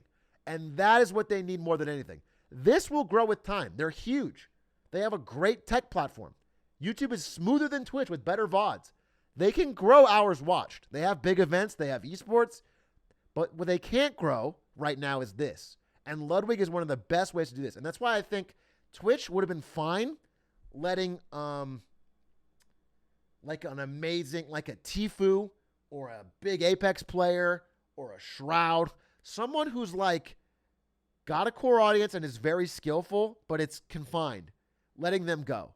Again, Twitch's strategy is kind of predatory, and it's like, we're not going to pay you shit, but I don't blame them for good business. They can do that if it works, but in Ludwig's case, I think it was a mistake. I think it was a big mistake. I think they just looked at his numbers and said, you know, you're big, but we can handle it. But I think what they don't realize is his influence on up-and-coming creators, other big creators, other mid-sized creators. People look up to Ludwig. And so he's got more influence among influencers than they expected. So that's what I think what YouTube did right here. I think it's one of the big things. But I want to talk about not just those numbers. Okay, I missed this. I'm sorry. I'm just going to throw it in randomly, and maybe we can cut it back for the video. Facebook launched in 2018. I just wanted to call out that they had the worst launch tweet ever. I'm sorry. I just had to call this out. Launch announcement. We know you waited patiently. Well, folks, the day has come. We're launching Farmville in VR. JK, sorry, kind mobs of Twitter. Don't add us. We're actually launching the Facebook gaming app on Google Play. Download now.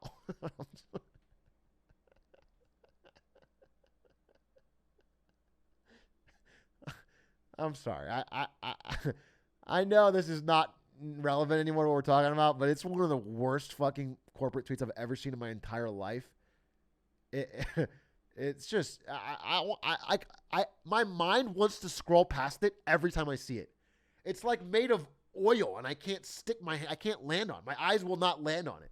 It's like colossally boring. So I thought I'd mention that.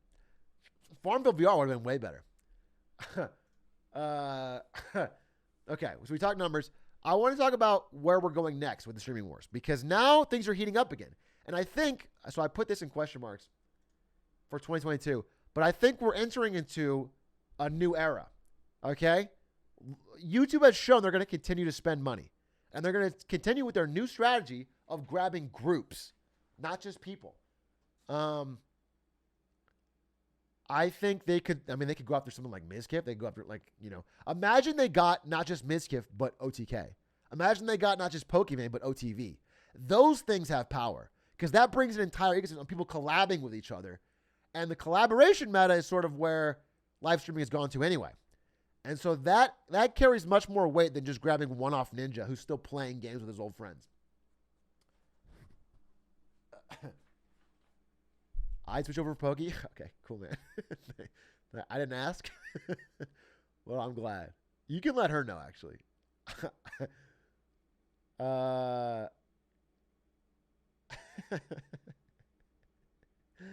If they get S3K, the war is over. Yeah. So those create big voids that are tough to fill quickly by new content creators that don't have the established ability to create high level content and the clout and the drama and the setup. So that kind of stuff would have a big impact. And I think YouTube's strategy is to do more of that going forward. They're also aggressively upgrading their tech. So I have created a what I'm calling. Let me make, actually I don't want to leak this yet. I'm created a chart that I am calling.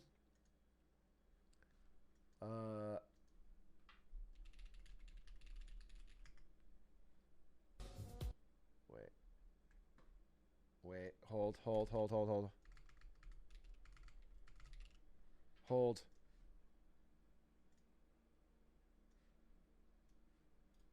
Okay. There it is. All right. I created this chart. And this is where the war has come to. Everyone else is gone. Facebook's a non-factor. Mixer is dead. No one else is coming up. The war is essentially won by Twitch until now. But YouTube's last dig strategy is proving to be, I think, fairly effective. So it's down to this. And I think the streaming war is now gone past the sticks and stones era. It's gone past the guns era. And we are now in the nuclear bomb era. This is the nuclear bombs of the streaming wars. And I want to show you this is what each platform has to defend itself in this final stages of the war. The major last-ditch players. Who's going to come out on top and secure the majority market share ad infinitum? Nuclear bomb. Number one, most important, one of the biggest, Twitch Prime. Twitch Prime is an absolute nuke of the streaming wars because it's so much free money sloshing around for creators to pick up. Speaking of Twitch Prime, if you haven't, check out and drop it in right now. If you are even an affiliate, even small streamers can pick up a significant portion of their income from Primes because people are just less hesitant to use it on a new streamer. Try it out. It's a great way for new streamers to start out. It's a great way for big streamers to grow. Oh, sorry, 1 second. I gotta get water.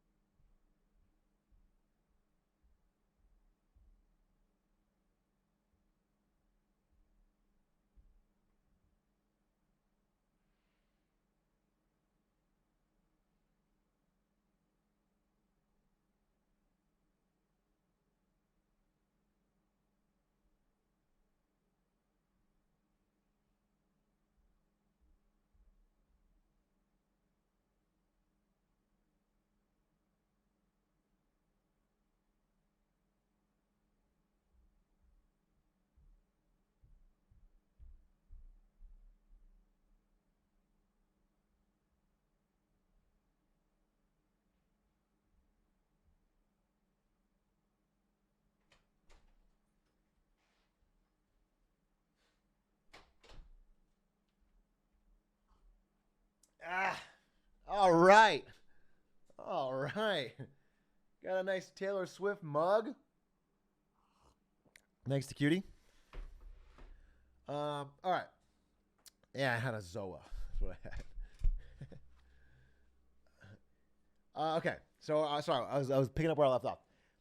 Nuclear bombs and streaming wars. Number one, Twitch Prime. Twitch Prime is a great way, a ton of free money for creators at all levels. And it incentivizes people to start streaming and keep streaming on Twitch. The thing is, like, if it was sub income alone, it would almost never be worth it for someone like Ludwig to go to YouTube. let's say either side didn't pay, and it was just like, let's go to the platform that's better. He might be like, okay, YouTube's got some good features. I like YouTube, but he can't leave. He cannot switch over because Twitch Prime money was such a big chunk of his income that you can't keep up with it. So it's a nuclear bomb. It's very powerful and needs to be addressed by YouTube. Next, on YouTube side, better tech and specifically the ability to rewind live broadcasts.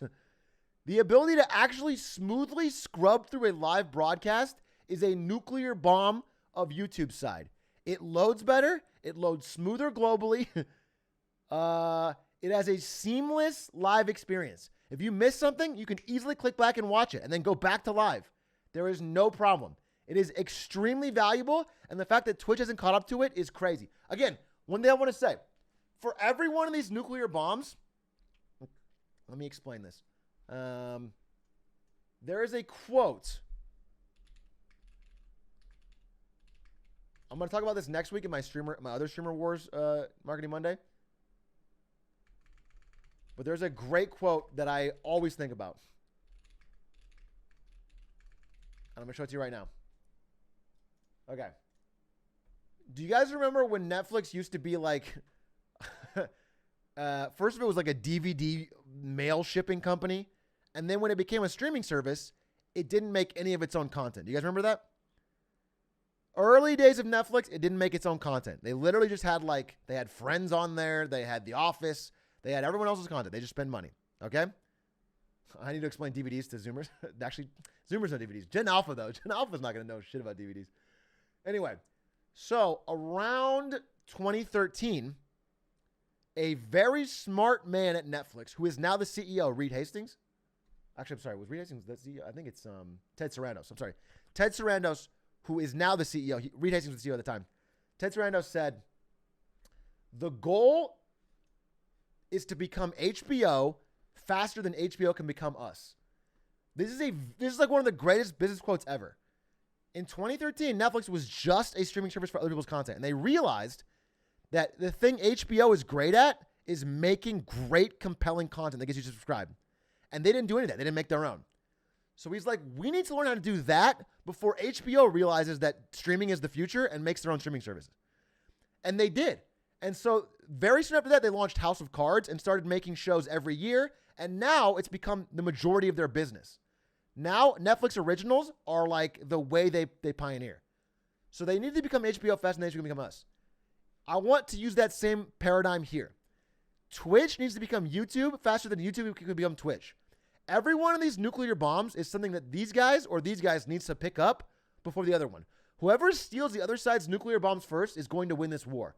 That is my opinion. Okay? So YouTube looking for their own version of Twitch Prime, very smart.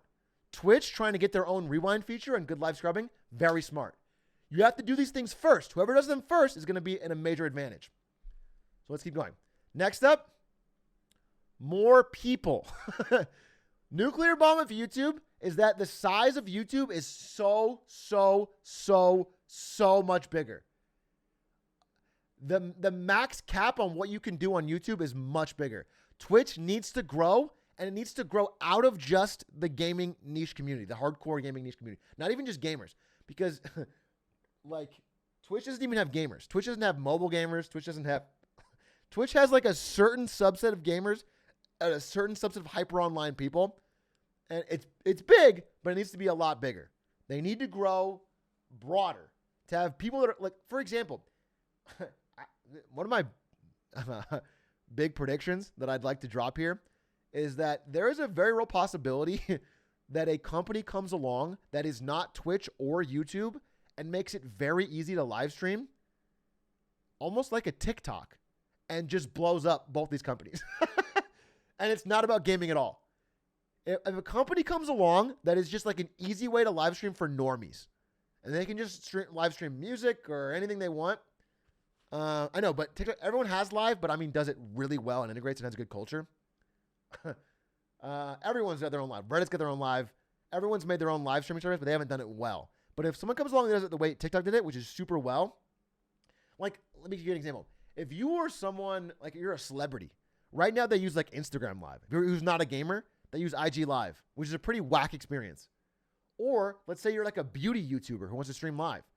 What's the best way to do it? You know what I'm saying? There's things in other countries that have really built this out. China's very forward thinking on this.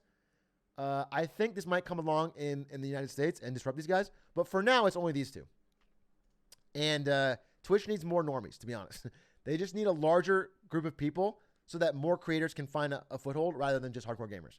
So that's one more nuclear bomb. The next over here I have is drops. Twitch's drops is so incentivizing for big developers to focus only on Twitch.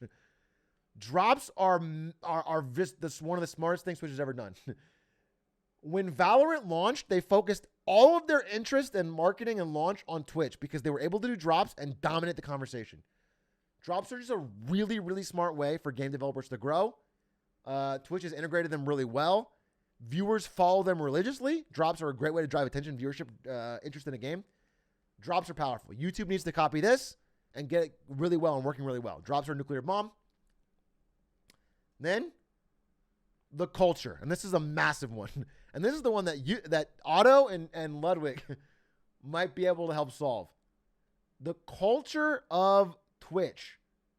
The chat, the community, the emotes, the way it feels, the way it looks. Yeah, the Poggies. Poggy, that's us. Yeah, chat, that's you. You're the nuclear bomb. This is like these three things I think are what keeps Twitch in the lead. And if YouTube can crack these three things, there's nothing left holding someone on Twitch. I don't think. I think beyond this, there's nothing that holds you there. Because the VODs are worse. The live experience is buggier. You know, there's no other reason. So these things had to be cracked. Culture, and chat. And this includes things like, you know, sub streaks, which is one thing that Ludwig's solving with Auto. If you have a 14-month sub in Ludwig's chat or whatever, and you go to YouTube and sub to him there, it'll still be the 14-month streak. Which is genius. It's very smart of Ludwig and Otto to think like that. Because that stuff matters to people. It's the community that carries over. And it makes it very hard to switch because you know your community will be lost. But now, what if that was easy? What if that extension is everywhere and YouTube builds it in? Well, then anyone could swap over and keep their audience. And like, it's just easier to switch. So, what's the extension called? It doesn't exist yet. I think Otto and them is still making it. It's still important. All right. So this is one thing that needs to be cracked by YouTube. It's probably one of the toughest. These two are easier to copy. This is very tough for them to crack. They have to get the right people and really work at it. And then finally, for YouTube, the last thing they have is VOD. Easy access to VOD. If you're a creator in the new, you know, the new era where you try to make both for Twitch and YouTube, the ability to very easily, I mean, look, let me put it this way. Me and Ludwig both hire a guy named Phineas J to do our VOD channel. I think essentially Ludwig's announcement today was also firing Phineas J.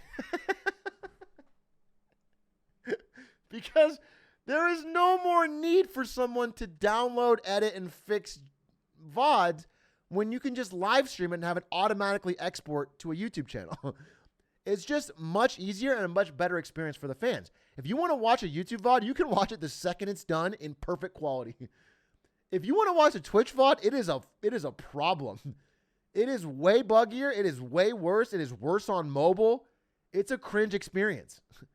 The seamless end-to-end experience for YouTube is technically just so much better.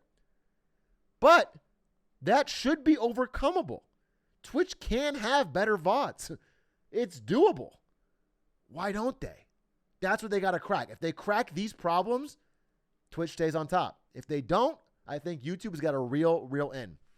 So that's sort of the nuclear bombs, and that's where I see the next few, the next year or two going. I think it's going to be fighting over these main things, fighting over key content creator groups, and seeing who emerges victorious. And the reason this is so important to these companies, Amazon in Twitch's case, and Google and YouTube's, is that we've seen in the history of the internet that when new media formats come out, usually only one company wins, okay? For images, it's Instagram. For short-form videos, it's TikTok, okay? For disappearing messages, it's Snapchat. For writing racist rants, it's Facebook. Okay? Once you get a certain amount of market share, you're sort of a colossal snowball that can't be stopped because you use it because your friends use it and they use it because you use it. Okay? You can't break it. And live streaming is clearly becoming that important. It's starting to infiltrate normie culture. It's starting to get bigger, and it's going to be a major way we consume content for the next 5-6 years. And live streamers are going to be very powerful. And so they want to win this war. Same with cloud gaming when you think of Xbox and PlayStation. And so they're doing what they can to win it. Sorry, I'm a little sick. A lot of the climate right now is clumps of creators bouncing off each other. Yeah, exactly. That's why they're grabbing groups. Reddit killed Dig. Yeah, but Dig had a massive head start and totally fucked it up. They totally blew it. It's very rare for that to happen. So that's where we're going with this. And so they really want to win this. And whoever takes the lead in the next few years is going to probably be dominant for a long time to come. Sort of, we just won completely. And Twitch thinks they've already won, but I think YouTube has a chance if they do these things right. And that's sort of my discussion. We can sort of talk more about Ludwig, or I can answer questions. But that's what I wanted to bring up. Those are my big discussions on the streaming war. I think that's where we're at right now. Twitch has the lead. It's not insurmountable, but their main thing is just way more broadcasters. Oh, Miskit clips. Oh, yeah, sorry. So, wait. One more thing. So, yeah. Oh, my God. Good point. God, King Chatter. Wait. DMCA. I don't believe that DMCA is a major differentiator. I think they're both converging on the same point. They're basically being forced to by the recording industry and legal, and they're both going to end up handling it in much the same way. It is a little bit safer on YouTube. YouTube just has a better system. Twitch needs to catch up on that. But I don't think people choose a platform based on that. That's my opinion. It's not like you can just blast copyrighted music, and you're not going to do it anyway on YouTube because you can't make money. Valkyrie and Courage and them are just as protective of DMCA stuff as people are on Twitch in general because they want to not get their entire VOD muted, which is where they make money. I'm not looking at my screen right now, right? Because I'm literally logging in to NVIDIA VPN. Hold up. I'm not leaked. Good. You think he's going to go to TwitchCon? Listen, I don't know. Maybe. I mean, Cutie will want to go, right? But I don't know. That's not a huge deal. It would be the party, if anything.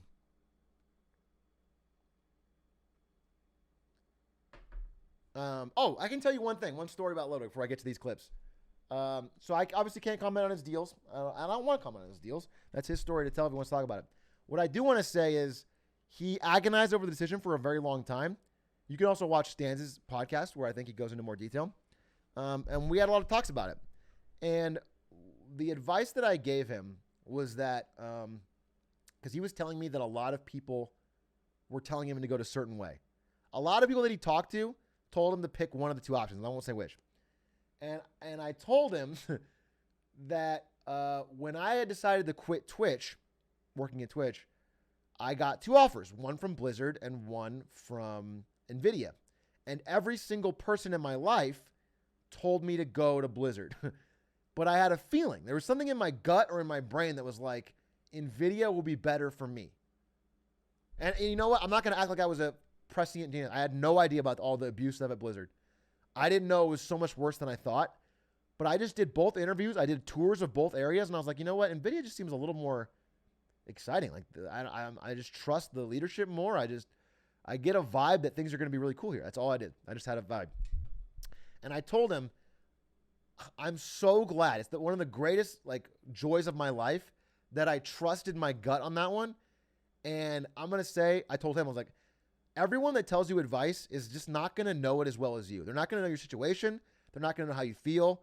You are closer to this than anyone. I would trust what your gut tells you. That's what I told him. That's the advice I told him. And he ended up going with YouTube. So we'll see. I mean, that's a good sign. That's a good sign for them that they've done something right to convince him, because he's smart about this stuff. He's smart about content. He wouldn't get fooled by a sales pitch. So anyway, we'll see. So anyway, what's next? The last thing is what's next. And for that, I've enlisted my good friend Mizkif. Okay. I watched Mizkif stream today, and I figured he could help us explain what's going on. First, I found this amazing metaphor by him that I'm calling the bagel metaphor. The world of streaming. And really, there was no way to get around it. These streamers, like me, XCC, etc., we kind of got, we're on Twitch, you know what I mean? And no one else was giving us offers. So what happens when you don't get offers, right? If I only have one option to buy a bagel, and I need the bagel, I'll pay whatever, or I'll do whatever. The Shroud fired you from OTK. That made no sense.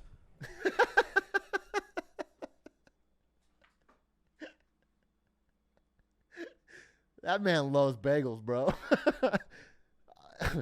If I only have one option to buy a bagel, I'll get a waffle if it's too expensive. I'm not gonna do whatever. I'm not taking you out in the alley, and I'm not doing whatever. I don't need a bagel that bad. But I think what he's talking about the era I mentioned, which was the broke era, where streamers weren't getting paid by anyone because Twitch wasn't offering to pay because there's no other option. You couldn't go anywhere but Twitch. So he was getting around something very interesting there. He just did it in a funny way with the bagel. Then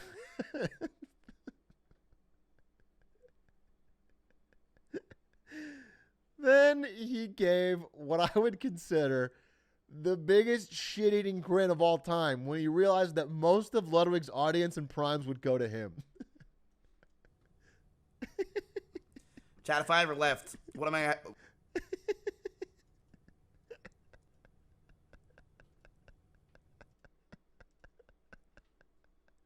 Look at this face. This is the face of a man who just realized I'm about to get some bank. My biggest competition for my time slot just went to YouTube. I want this as an emote. I want it to be Atrioc Prime. Someone please cut this face. It's the funniest fucking... When's your contract up? He's also going to get paid more by Twitch. There. I actually, the clip was supposed to go before this when he starts smiling. Wait, actually, I want to see if I can get it because it's even funny. It's like the Grinch, dude. Chat, if I ever... Look at this, look at this. Might be leaving. It's the truth. And I think it's dependent on each streamer. Yo, Mace, you look great without the mustache. It's dependent on each streamer.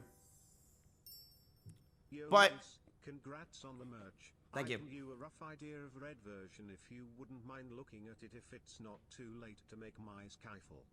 Thank you, man. I appreciate that. Wild, chat. But I'm proud of Lud. I am. I'm proud of him. It blows my mind. Would I ever leave?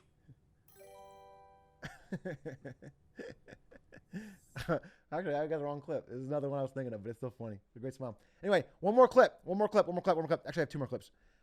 Then Mizkif brought some real knowledge, okay? Sometimes I'll talk your ear off, okay, with my own thoughts and opinions. But Mizkif likes to quote the great philosophers. And he did. Riot Games. As they've always said, Donald Trump's always said, what is it? Fucking competition breeds excellence. And that's exactly what's happening here. That's not a Trump quote.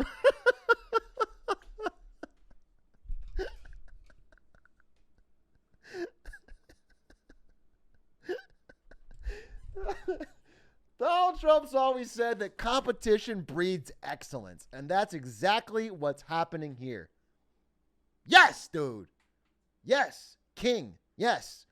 That is what the streaming wars is all about. I'm glad someone said it. Thank you, King. And then Miskiv said something that's really wise. One of the wisest things he's ever said, and he said a lot of wise things. He said something that blew me away with its wisdom and its foresight and its deep knowledge of streaming on Twitch. He said, Ludwig's viewers, some of them will definitely disperse into, like, I think Atrioc is going to do well from now on. Congratulations, Atrioc. You got a promotion. I'm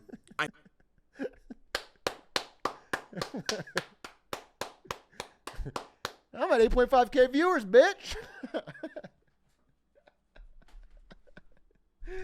Let's go! Let's go!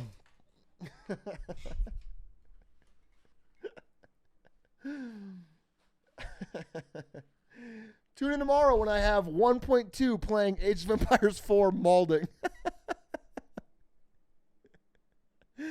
Well, we got a big day. Yeah, that's that. I think that's the end of my Marketing Monday for today on the streaming wars. Happy to answer any questions or just give it a talk, but I am going to end fairly soon because I think we need this room to set up for something. Ludwig is going to stream. Not today, but for his first YouTube stream. Oh, jeez. That was fun. Do you think it's possible for someone like Otto to get a job at I didn't see where you said. Wherever you said yes. It depends on what Otto wants to do. I think he likes the freedom. I think he gets paid per project. He's also really young. Otto's got many years to decide he wants to go sell his soul to Facebook. Otto's fine, dude. He's extremely talented. Have you talked to YouTube at all? I can confirm, this is part of that mention on them trying to get the whole streaming group, that YouTube did reach out to me. I can say, not even reach out, but like begin exploratory talks. But my Twitch contract is not in a place currently where I could even think about looking at other offers. So just being honest, there's nothing. It's not on my mind, first of all, because I'm not a full-time streamer. And I don't think any deal like that makes sense for someone who doesn't even have consistent hours. I stream after work with a job that I'm focused on. But I can let you know that the conversations ended as soon as they began because it's not possible. I don't have the contract's not in that way. Atrioc, would you consider, what would you say? Oh, sorry, there's a lot of pausing on YouTube is huge. I watched him every morning, and the fact that I can pause to take a call is huge. Yeah, exactly. It's massive. And Twitch like added a new rewind feature that's so scuffed. You guys can click rewind right now, but it's like only in weird 30 seconds chunks, and it works all weird. Why did they make the worst rewind feature ever? Just invest the money. Just do it right. I know it's hard. I know it's technically difficult, but like the rewards are there. Just do it right. No, they did. There's like a button you can press. Like it's near clips or something. Is it gone? They got rid of it? Oh my God. Well, they had it for a little bit. They had a rewind button they added recently. Do you see creators leaving quick so they can still get a big bag if YouTube starts getting more dominance? Well, look, here's the thing. Here's one thing I want to say to everybody about every industry ever. You don't want one side to win. Being a fanboy is the stupidest thing you could ever do. If YouTube wins this war, we're also fucked. They're not going to just start paying streamers. They're going to do something Twitch did and not pay. And it'll be worse because they'll also own VODs, so you'll have actually nowhere to go. Like, you know, like right now, someone like Schlack could be like, I don't want to stream. I'll go to YouTube and just do YouTube VODs. Oh my God, dude. If YouTube owned live and VOD, that's a world where no one's getting paid. As Donald Trump said, competition breeds excellence. Yeah, you definitely want competition, bro. Yeah, that's 100%. And so, yeah, if YouTube starts getting more dominance, they're not going to pay creators to leave. They do it now. They pay big bucks because they have to get people to go. Given the higher risk associated with the streaming war, is it better for Google to back out to avoid losing face if they lose to Twitch? No. No, we're talking about billions of dollars here, and they're not worried about looking like they're going to lose face. Bro, they fucking imploded with the Google Plus launch. If they cared about losing face, they would have done it then. No, that's not what they're doing. And also, YouTube is so dominant that no matter what happens to live, let's say, for example, that nobody watches a YouTube live show ever, which is not true. They're already watching it. Dude, Technoblade's getting 500,000 concurrents. Technoblade's massive on YouTube. But let's say nobody did. They can still every year say that YouTube gaming is huge because they count VOD and live. So they can be like, gaming on YouTube is bigger than ever because every year YouTube gaming VODs grow. So they're never going to lose face. They're always going to be fine. Their numbers are going to be good. They just want to grow live.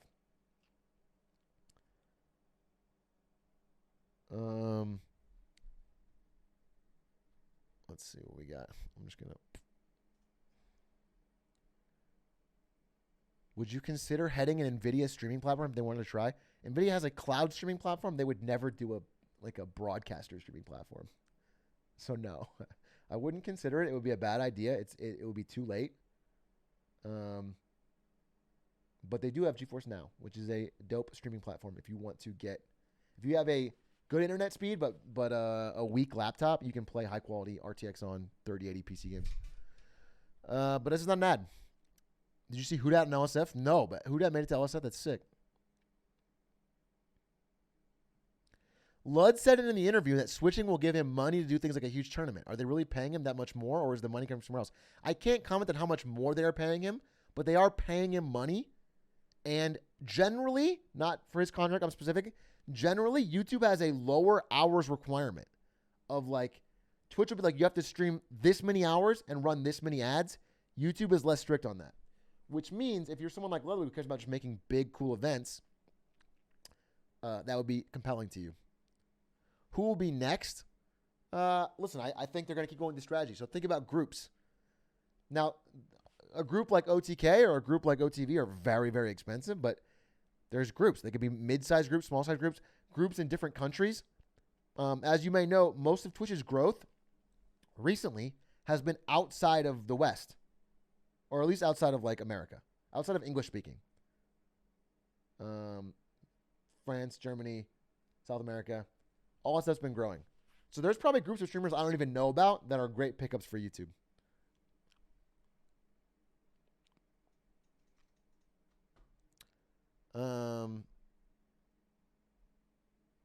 What else? What about discoverability? Oh yeah, discoverability on YouTube. Well, it's interesting because Twitch discoverability is also trash. It's like Twitch set the bar so low and then YouTube didn't clear it for live. But I don't want to call it a superpower of Twitch's because Twitch's is really bad. Twitch discoverability is trash, but YouTube's is worse for now for live. But YouTube has a phenomenal algorithm for VODs. YouTube's VOD algorithm is fucking amazing.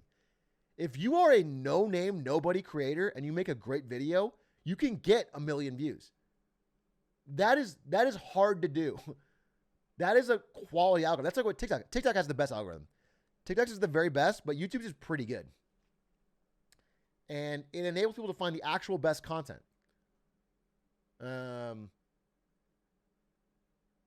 So if they can just find a way to help use that superpower towards live or finding new creators, it'll be great for them. But right now they don't have it.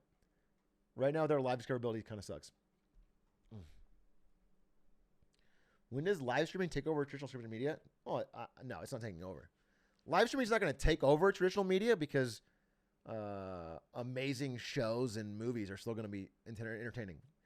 You can't beat taking the time to have a script and a director and make everything good. But it's going to grow massively. Live streaming is going to grow massively. Because people just have an endless appetite for content. And live streaming is a way to fill many, many hours of interesting content.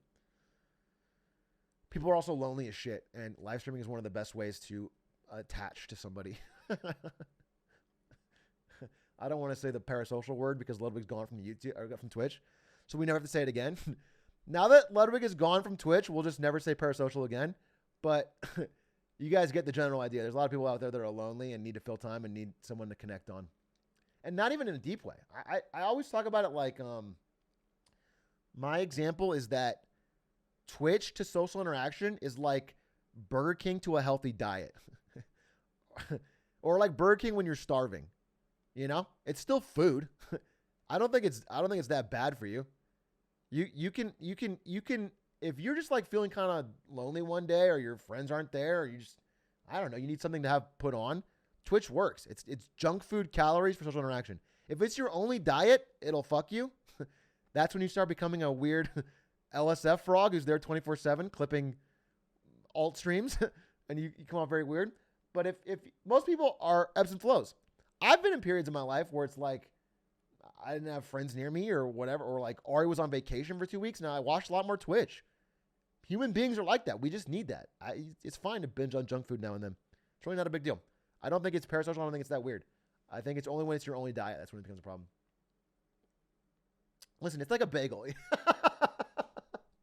It's like a bagel. It's a bagel you'd do anything for.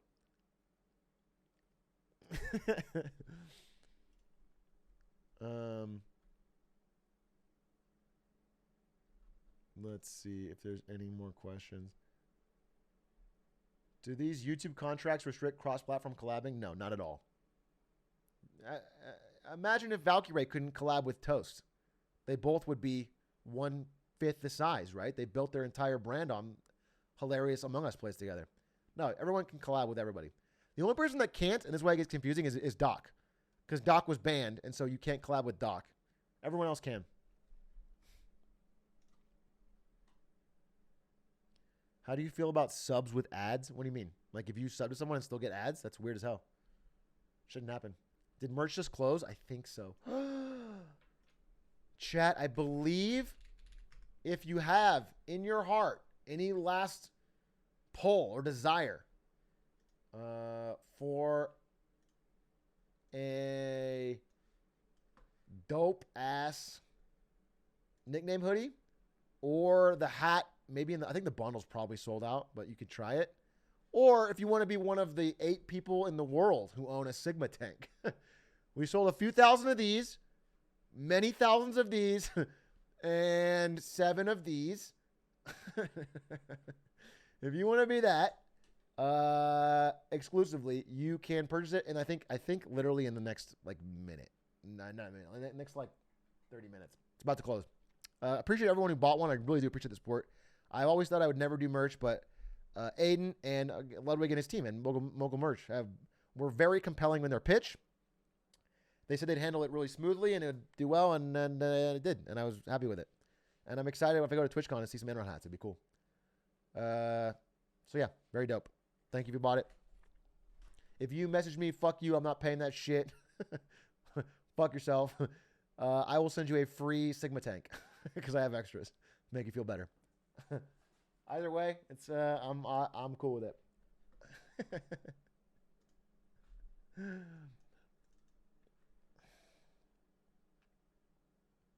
I think I have to wrap here. I don't have no more Bros vs. Pros. I literally just said the opposite. I said we can't collab. It's not going to change my collabs with Ludwig at all. Except that maybe I'll get more viewers when I do them. Because he's not on Twitch. That's it. That's literally it. It's not gonna, we can still collab all the time. We're doing everything. Is Ludwig banned from TwitchCon? I don't think he's banned. It might be weird to go, but he would probably still go. I don't know. Look at Otto's what? What did Otto say? User automated. Otto said Mogul merch and a fist. Power fist. Yeah, thank you. I don't know if I need to bring that up, but that was tweet. Oh, okay, got you. Automated tweet. Let's see what Otto said.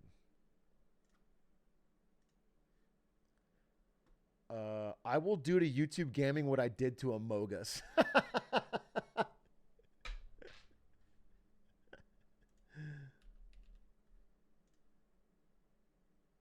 Give me that.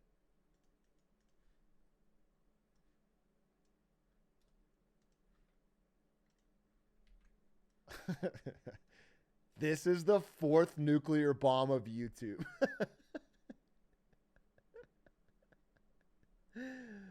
This is a powerhouse.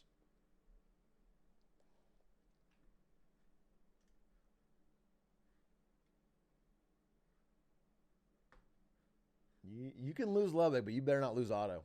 It'd be so funny if Twitch offered Ludwig nothing but gave Otto racks. By the way,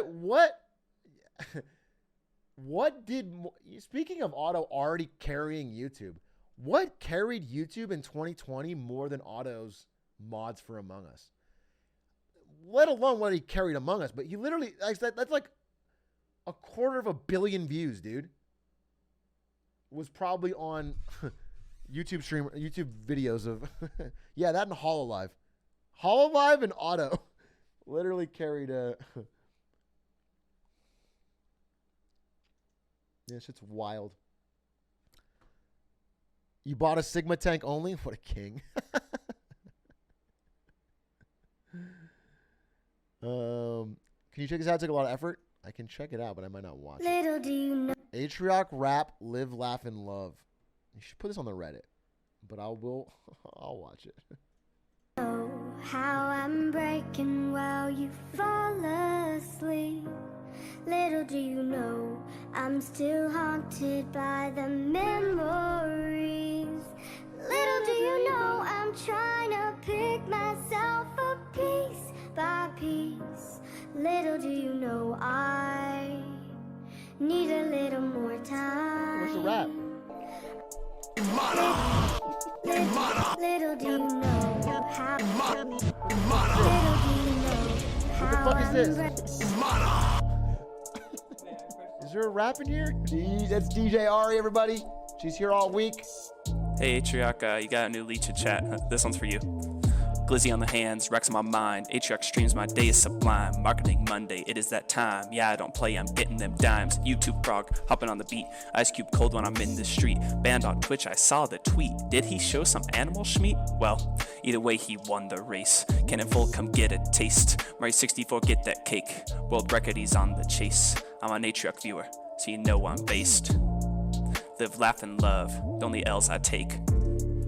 I'm an Atrioc viewer, so you know I'm based. Live, laugh, and love, the only L's I take. I'm an Atrioc viewer, so you know I'm based. Live, laugh, and love, the only L's I take.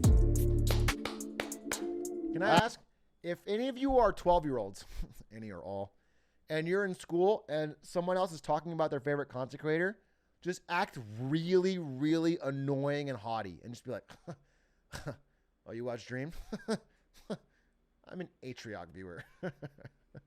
Okay? That's cool. That's good for the brand. Let's keep that going.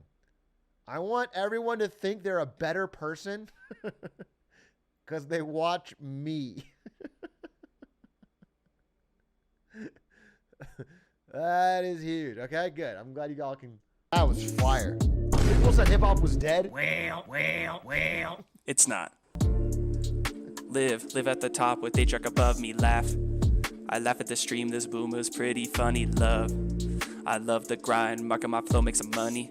Sigma grind all day, all night. He's making moves left and right. Ludwig's friend gon' get a slice. I won't have to say it twice. Big Ed got Bergsy on the stream. All the toppings are supreme. Only content better than Dream. Dogecoin, you know that's a scheme. Yeah, when will the ghost get his crown? He carries the team full of clowns. Big A's old, but he don't frown. That's why he'll never go down. Man, do you need a red arrow to see this? Man, like, Atrioc invented the sheesh. Put them hot dog fingers on a leash. Man. Sheesh! Ancient 2010 memes, do any hold up? What a great looking video. I wonder if they do hold up, those ancient 2010 memes. The future of health. I don't know what that were. Check that out. All right, chat. I believe that's it for me on the day. Be back tomorrow, probably with a little bit of React in H4. And then on Wednesday, I've got a particularly interesting surprise featuring a certain clown who holds many world records and a certain cowboy. Interesting.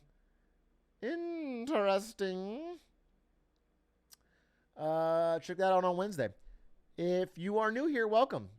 Check out the YouTube. Someone give them the list of the 5 videos you got to watch to catch up. Watch the Hitman World Record. Watch Quarter 6 Gambit. Watch the Monkey Ball video. Watch the Sheesh video, and the S3K video, and you're good. Yeah, that's good. You watch those 5, you're caught up. You know all the jokes. You can say yep, Coke in chat. And yeah, you literally are as smart as everyone in chat. You have the exact same fucking hive mind. All right, chat, much love. I got the dip. Thanks for fucking sticking with me. Thanks for checking out Marketing Monday. Next week, this time, 7 p.m. Pacific, I have my biggest Marketing Monday and best Marketing Monday ever. At least that's what I'm calling it because I've worked on it the most. About actual streaming services, Netflix versus HBO versus everyone. It's a really good Marketing Monday. Check it out next Monday. I'm stoked about it. And that's that. Let's play my outro song.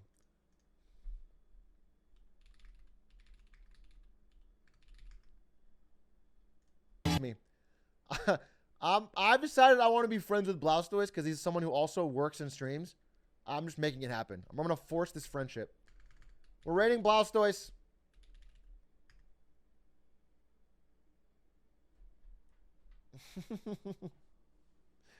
We're just rating him till we're friends. I'm forcing it down mid.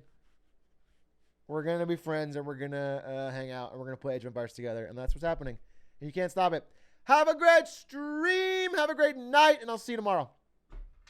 And shout out to Ludwig for making crazy moves. There's no other word for that. Crazy moves, right? What else could you call them? What else could you call the moves that he's making? Yeah, he's a good guy. And he's smart, and I think Twitch underestimated him. Big mistake. Peace!